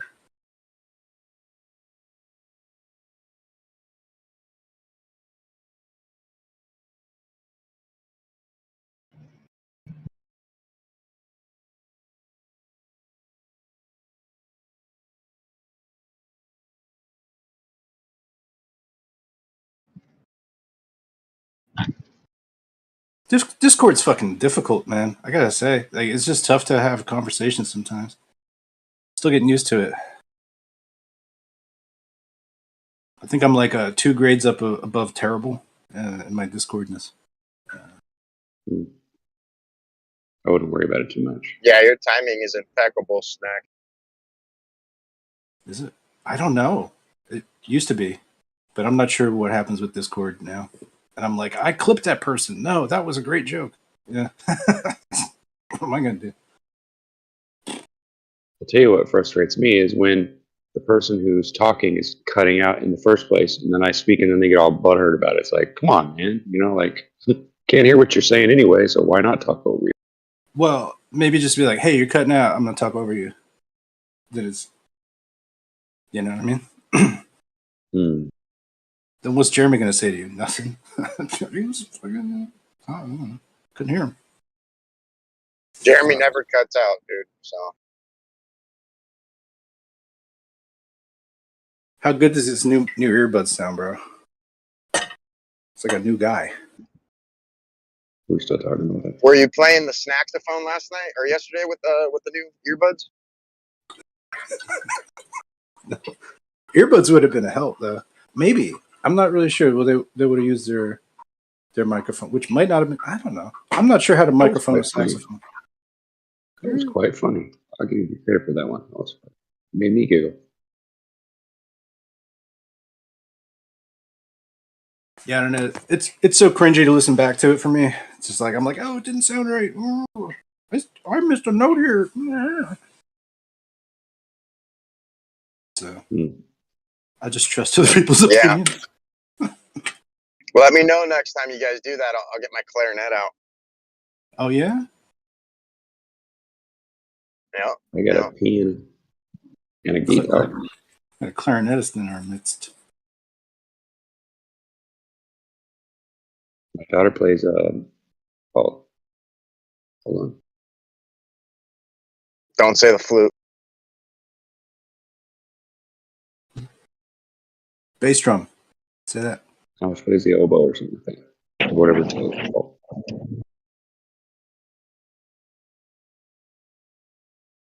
Well, I used the soundboard yesterday and actually got in on some of that jam sesh. Dude, it's pretty cool.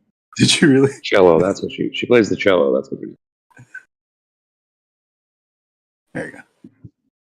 Yeah, dude, I ended that song, dude, yesterday with the sad horn, bro. It was fucking rad. No shit. Do you have a soundboard that you do? Yeah. Oh, okay. I was listening back like a couple days ago to some of that guy Fallen was on here, and there was definitely some soundboard happening, but I didn't hear it in the live, so I didn't know where it was coming from.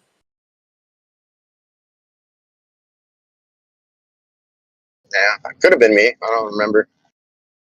How do you listen to the live at the same time? Okay. No, I listened back. I heard the live that day, and then later there was nobody here, and I was like, you know what I'm gonna do? Listen back to the stream, and I did. Oh, I see.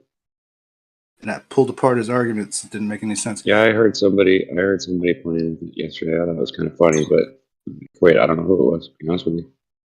Sounds like your cookie's crumbling a little bit. Maybe a little bit, maybe. That's just how the cookie crumbles.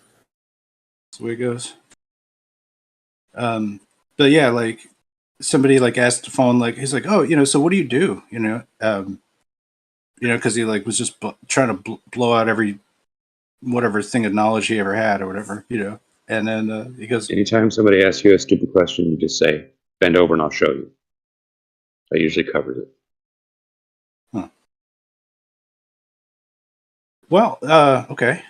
I'll noted. Also,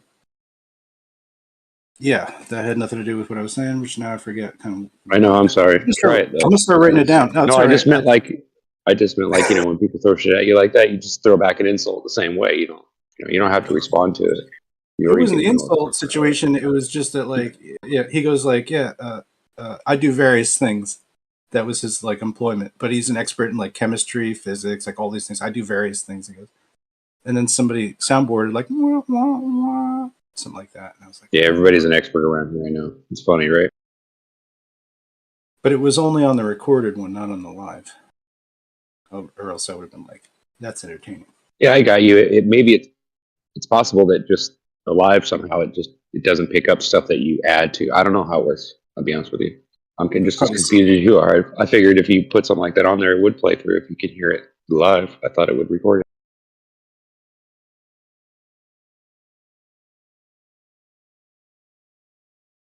Yeah, that means I'm suggesting that possibly either it just happened or maybe Gio did it because I didn't hear it when it was actually happening. So that's all. Yeah.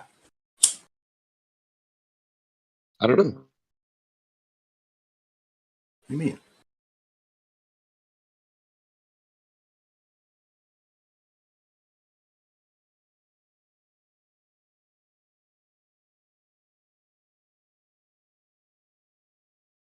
I was trying out a milkshake diet, but that's not a diet like that's going to prevent you from gaining weight. So I think that's a bad diet.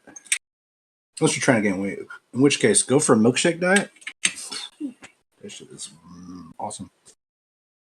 What about a protein shake diet?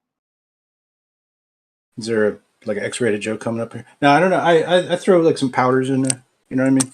Mix it up, blendy thing.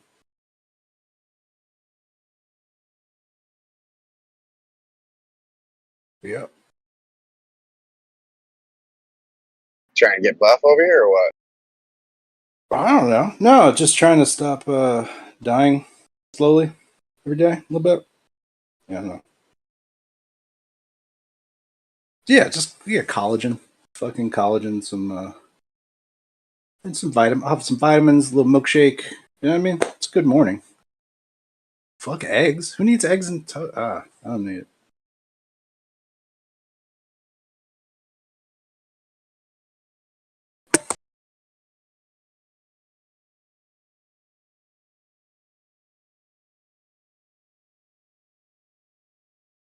I don't know. Fucking, I'm 44. You know, so it's like eventually I'll be 50, and then even older than that. Dang, bro, you're old as fuck. I know. You talking to me? I'm 50. Oh, who's I 50? feel like I'm talking to my grandpa right now or something. Hey, Sonny, don't talk to me. Don't respect your elders. No, I don't think we're old enough to be happy.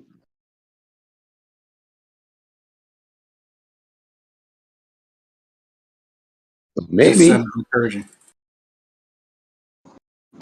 Was your first vehicle like a horse and buggy or something? No, actually, it's a Chevy Chevette, blue one. Sucked ass. Drove the shit out of it. Chevette. My second car was a Thunderbird. I think it was an 80 something. It was a big giant boat, and the dashboard, you know, the speedometer was digital, so flash all the time, and it wouldn't tell you how fast you were going. I got pulled over 3 times. I finally had to sell it because I couldn't tell how fast I was going.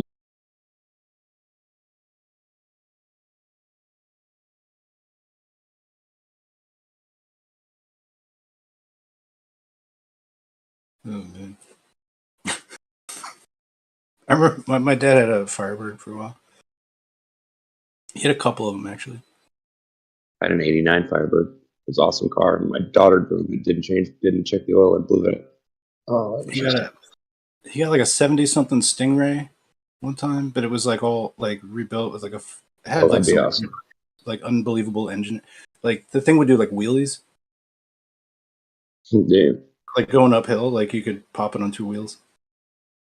My mom had a 1981 Firebird, and of course it's all manual, right? But my son's father, when I was pregnant with him, took an engine out of, I think it was a Buick. It was a 400 Olds engine, and it had a 350 metric transmission. The Firebird did, but then the 400 Olds engine had a 400, I think, in it. Well, anyway, he took.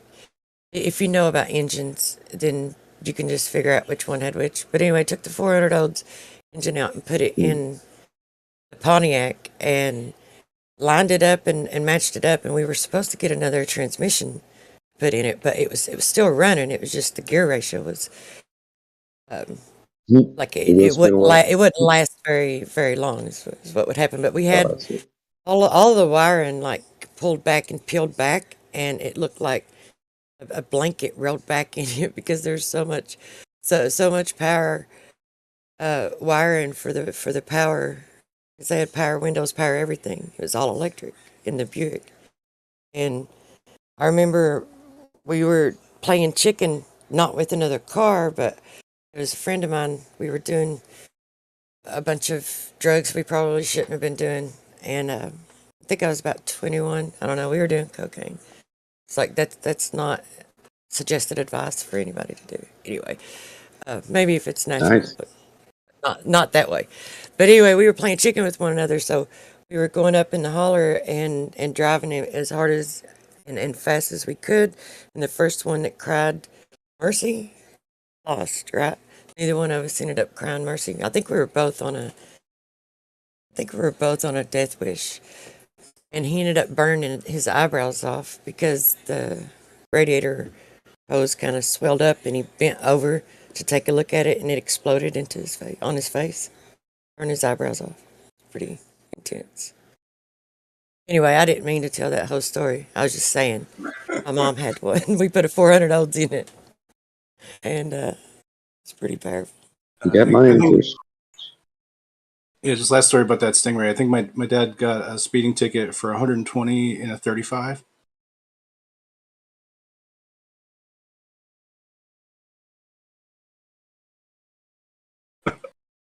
That's a bad one. Oh, no. Oh, look who's here.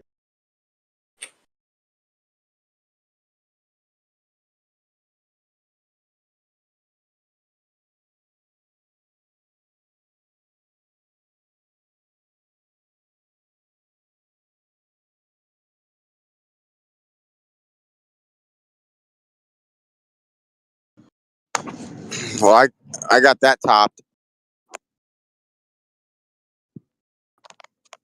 I was conceived All in the right. back seat of a racing car. Weren't we all? That's not a true story, by the way.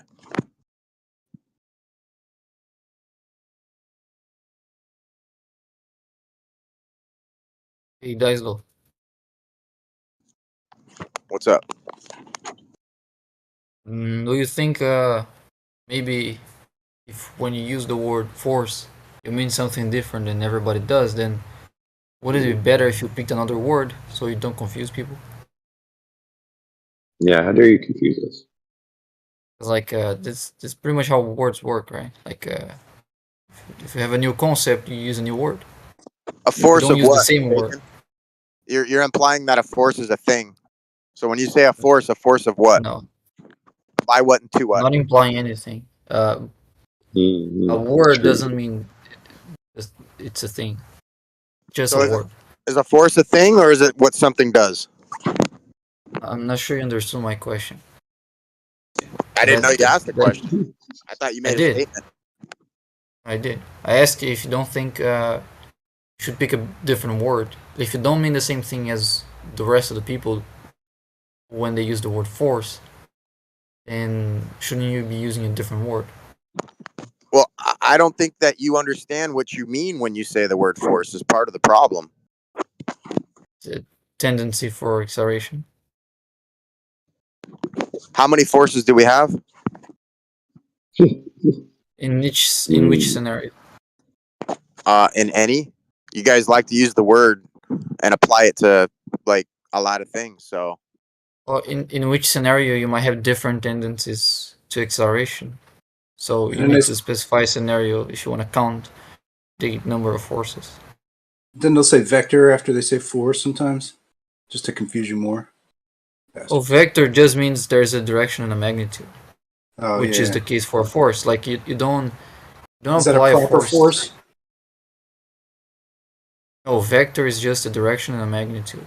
Force is one of the things that you can attribute a direction and a magnitude. But there are other things that also have direction and magnitude. For example, velocity. Velocity has a direction, and it also has a magnitude. That makes it a vector. But a vector is not a thing, huh? Well, it's a way to describe things. So if you're saying you're driving on a car at 20 miles per hour, that has to be in a certain direction. And 20 miles per hour is a magnitude. It's how quickly you're moving. So that those two things combined, that's the idea of a vector. It's a direction and magnitude. Like if two people are traveling east and they both travel the same direction, but they might not be traveling as fast as each other. So they might have different vectors. And if they're both at 20 miles per hour, even though they have the same speed, they might be in different directions. So it's still different vectors. It's just the idea of a vector. It's not that complicated. Yeah, it's not. No. Not me either. I just just like saying things. Right. Oh yeah, so the same thing goes with force. Like, if you're applying force on an object, you're applying a certain direction. And also, you might apply a stronger force or weaker force. So there's some magnitude. If you have a magnitude in a direction, and you use a vector to describe that. That's it. No big deal.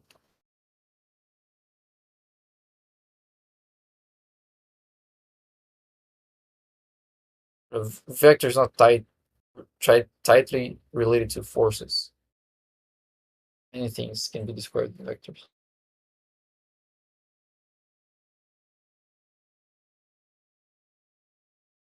Yeah, it just seems like sometimes you throw it in unnecessarily or whatever, just to like, I don't think so. Well, okay, all right. I'm just saying it. Then. Oh, might be true, but I don't know. Maybe you don't do that. Maybe other people do that. I'm not accusing you of doing it. Yeah, it sounds possible. Okay, great, super. Other people have said it. Yeah, maybe. Okay, cool. All right, let's move on. Yeah. So, what did we understand force yet? Like, and why don't you basically can you get into why Dyslow can't redefine what force is? Oh, you can, but I think it's counterproductive. Like you if you have a different concept, then you should pick a different word because you're not talking about the same thing as the other people are talking. If you're not using the same concept, but that's my whole point. Is I don't think you understand what you're talking about. Like you're implying force is a principality, i.e., a thing, which it's not. It's just an action done, right? So it's an attribute of something, but you're never specifying what the something is, which is highly sus. oh, that's side point. Like even if that's the case, the question, like the point remains. When you are using the word force, you have a very different definition than everyone else. Very different concept than everyone else. So I don't think you should be using the same word. Well, I think in a way, I think his viewpoint, if I can try and understand it, is something like he's trying to force me to not say force, bro. Like, wow, Zoot. Yeah, that sums it up. Was that maybe that's an assumption on your part that other people don't agree with you? Well, let's say I'm holding an apple. And then you say I am holding a banana, right? And I say no, this is not a banana. This is an apple. And you say I don't know what a banana is, and then he defines banana as this red fruit, and then describes all the attributes of an apple, which is the thing I'm holding. That's not what a banana is. That's what an apple is. So you shouldn't be using the word, like you might be correct, even if you're correct on what you're saying. Like you are saying what you're saying I'm holding is what I'm actually holding, but just using a different word than everybody uses. I would almost say like to modify what you just said, it would be like that Dyslow saying like it's not an apple, it's part of a tree, kind of thing. Almost like that. There's a connection between any kind of manifestation of motion and an underlying prerequisite underpinning / whatever the fuck you want to say, like that it has to exist as a pretext to any kind of like motion being an available possibility within the environment that we exist. Oh, that sounded smart as fuck. Yeah, that must be right. Oh, well, it's not just any motion. Like if you have linear motion, there's no acceleration on that motion. If there's no acceleration, then you can't just really associate with a force. Because definition of a force is a tendency for acceleration, or the interaction that causes tendency for acceleration. What about a resistance to acceleration? Is that not a force? That's inertia. No, that's not a force. Oh, you sure? Yeah, resistance to acceleration is inertia or mass. Oh, now you're gonna invoke mass. Oh, you're walking when you say resistance to acceleration. Is there other forces that can affect other forces? I'm not sure what forces affecting forces mean.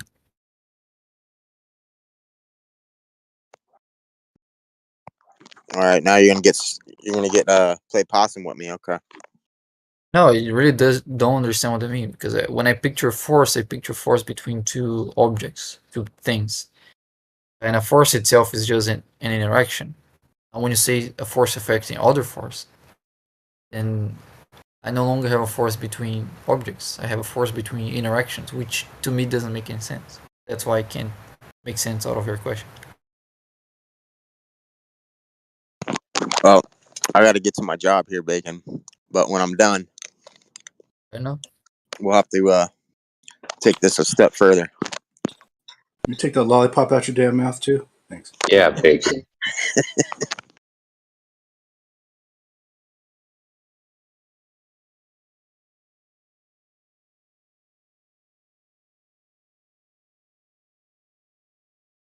He was just fucking open a lollipop in his mouth, man. That's A lollipop. Uh-huh. Yeah, sure. That's what it was. Hey.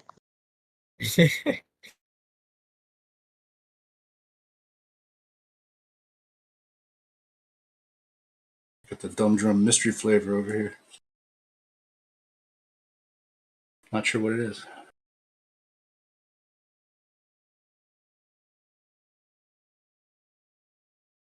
Anyway, I think if you were in a mainstream discussion about engineering or any kind of mainstream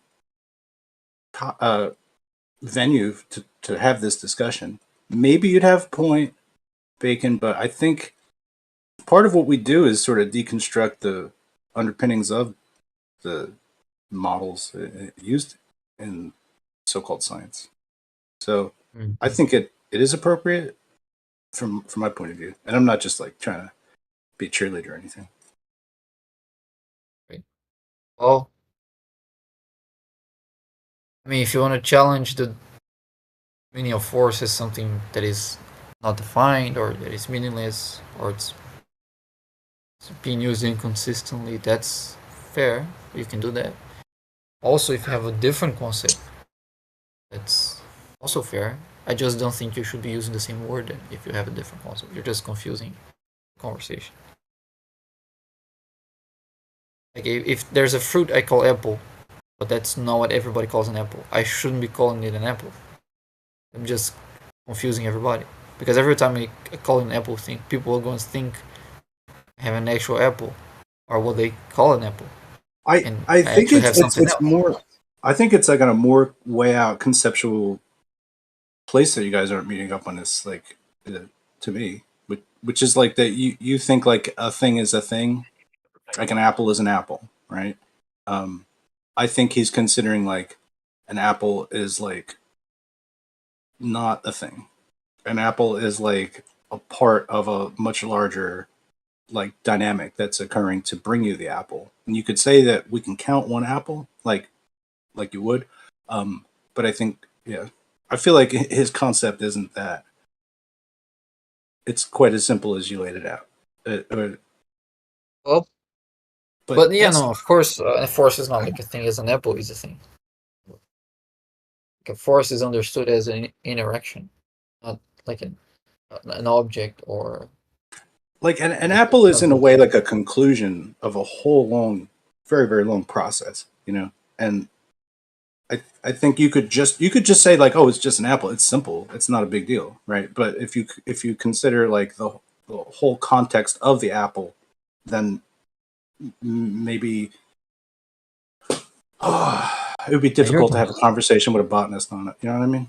Whatever you're speaking in it in a particular like framework, and I think he's operating in this super framework of what you're trying to like say that you have an understanding of, but then he's also claiming that you don't understand it enough to, because I guess he's saying like you would see his point if you did understand it, and you guys wouldn't be having like a long-term back and forth on it. Anyway, that's my 2 cents. I'm done. Let me make some coffee.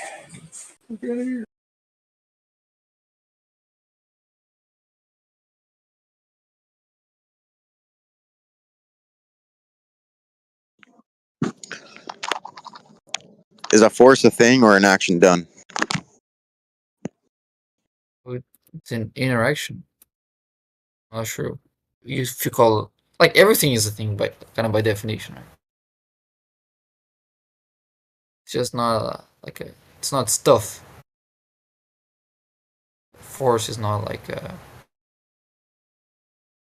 physical object. Obviously, it's an interaction.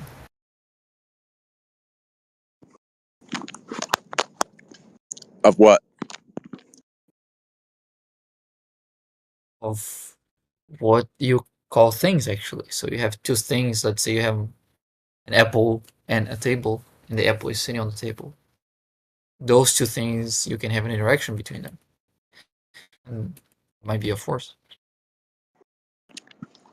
And what's the primary? What's the primary thing that caused the force? Well, the cause of the force isn't really part of its definition. Whatever, like a force can have different forces can have different causes. So, for example, what causes an apple to sit on the table is not the same thing that causes, let's say, a rock to fall towards the ground. Are you sure about that? Sounds like potential to me. But it doesn't change the fact that those are different causes. Like the force that holds the apple on the table, it's what we call the normal force. It's caused by the table itself, the surface of the table.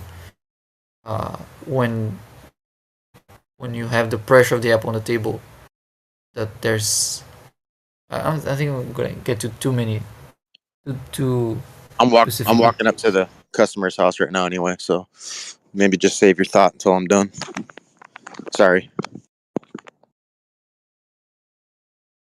I gotta go in 12 minutes. Darcelo's such a fucking tease. Just saying. Reschedule your shit and get your priorities straight.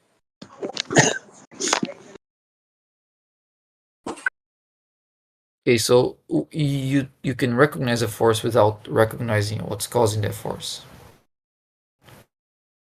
So force is really independent. What a force is really independent of what's causing it. We'll take a look at it. Oh, I gotta handle this. So.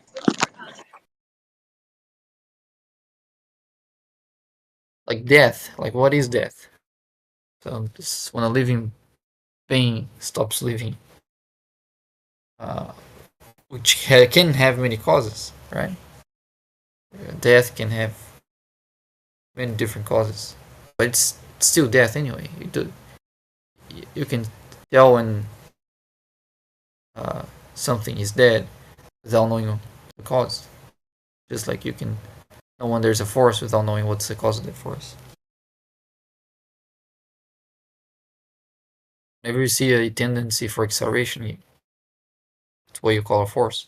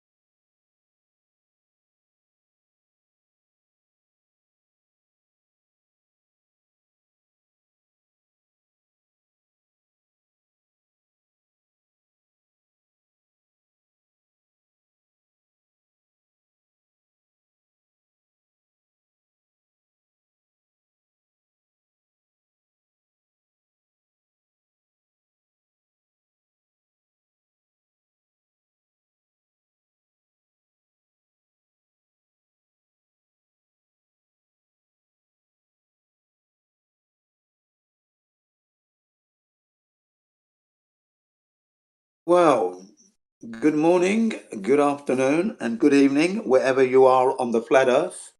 And the same to you, ladies and gentlemen, in the live stream, the YouTube live stream. It's Jin CBR1 talking to you from Japan at the early hours of midnight, just gone midnight here in Japan, okay?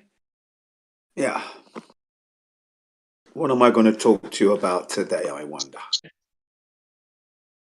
Yes, just gone midnight. Okay, so I'm now into the early hours of Wednesday morning. Sorry, go ahead.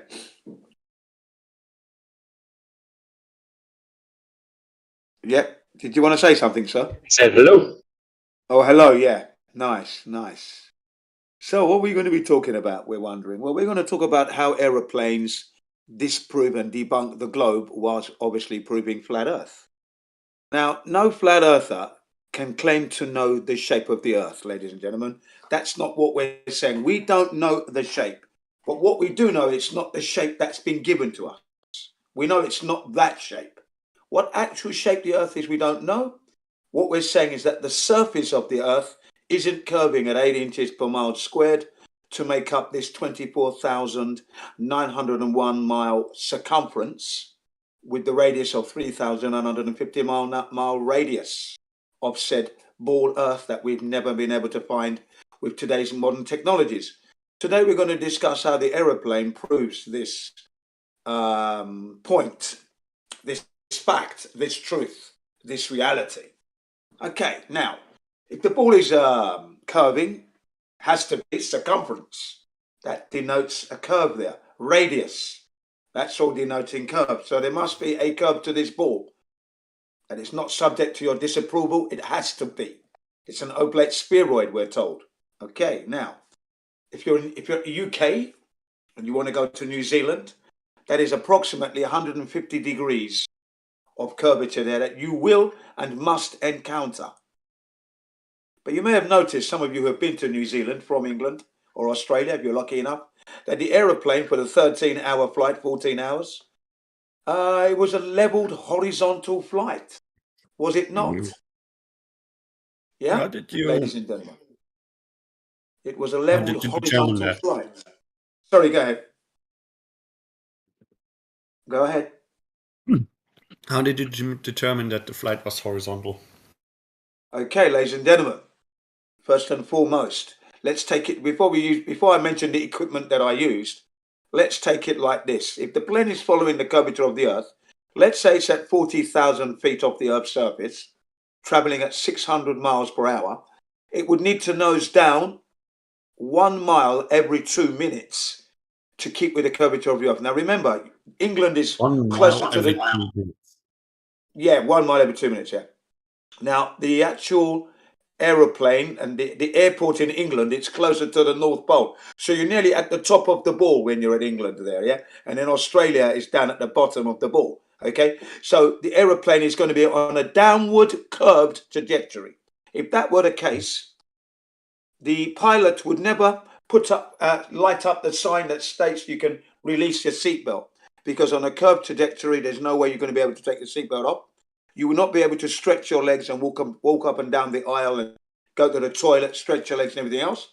You wouldn't get your in-flight meals, magazines, newspapers, comics, blankets, and refreshments, because the cabin crew themselves would have to remain seated, because it's a curved trajectory it would have to be in order to get to New Zealand from England. So there's one clue.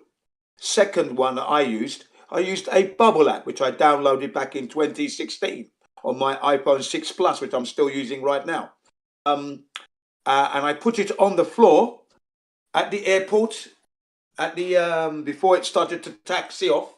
So whilst it was parked up and we all got on and put our luggage in the overhead luggage compartment and clipped it in, sat down. Yep, we set up the bubble app Incorrect, by the way. and we calibrated it to make sure that it was level, and it was level. So then we pressed the hold button and it holds that position, and then we switched off the phone.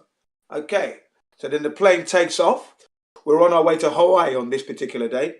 Plane takes off, which is his allotted altitude, flight altitude, and that carried on. And then maybe 20 minutes into the flight, 30 minutes into the flight,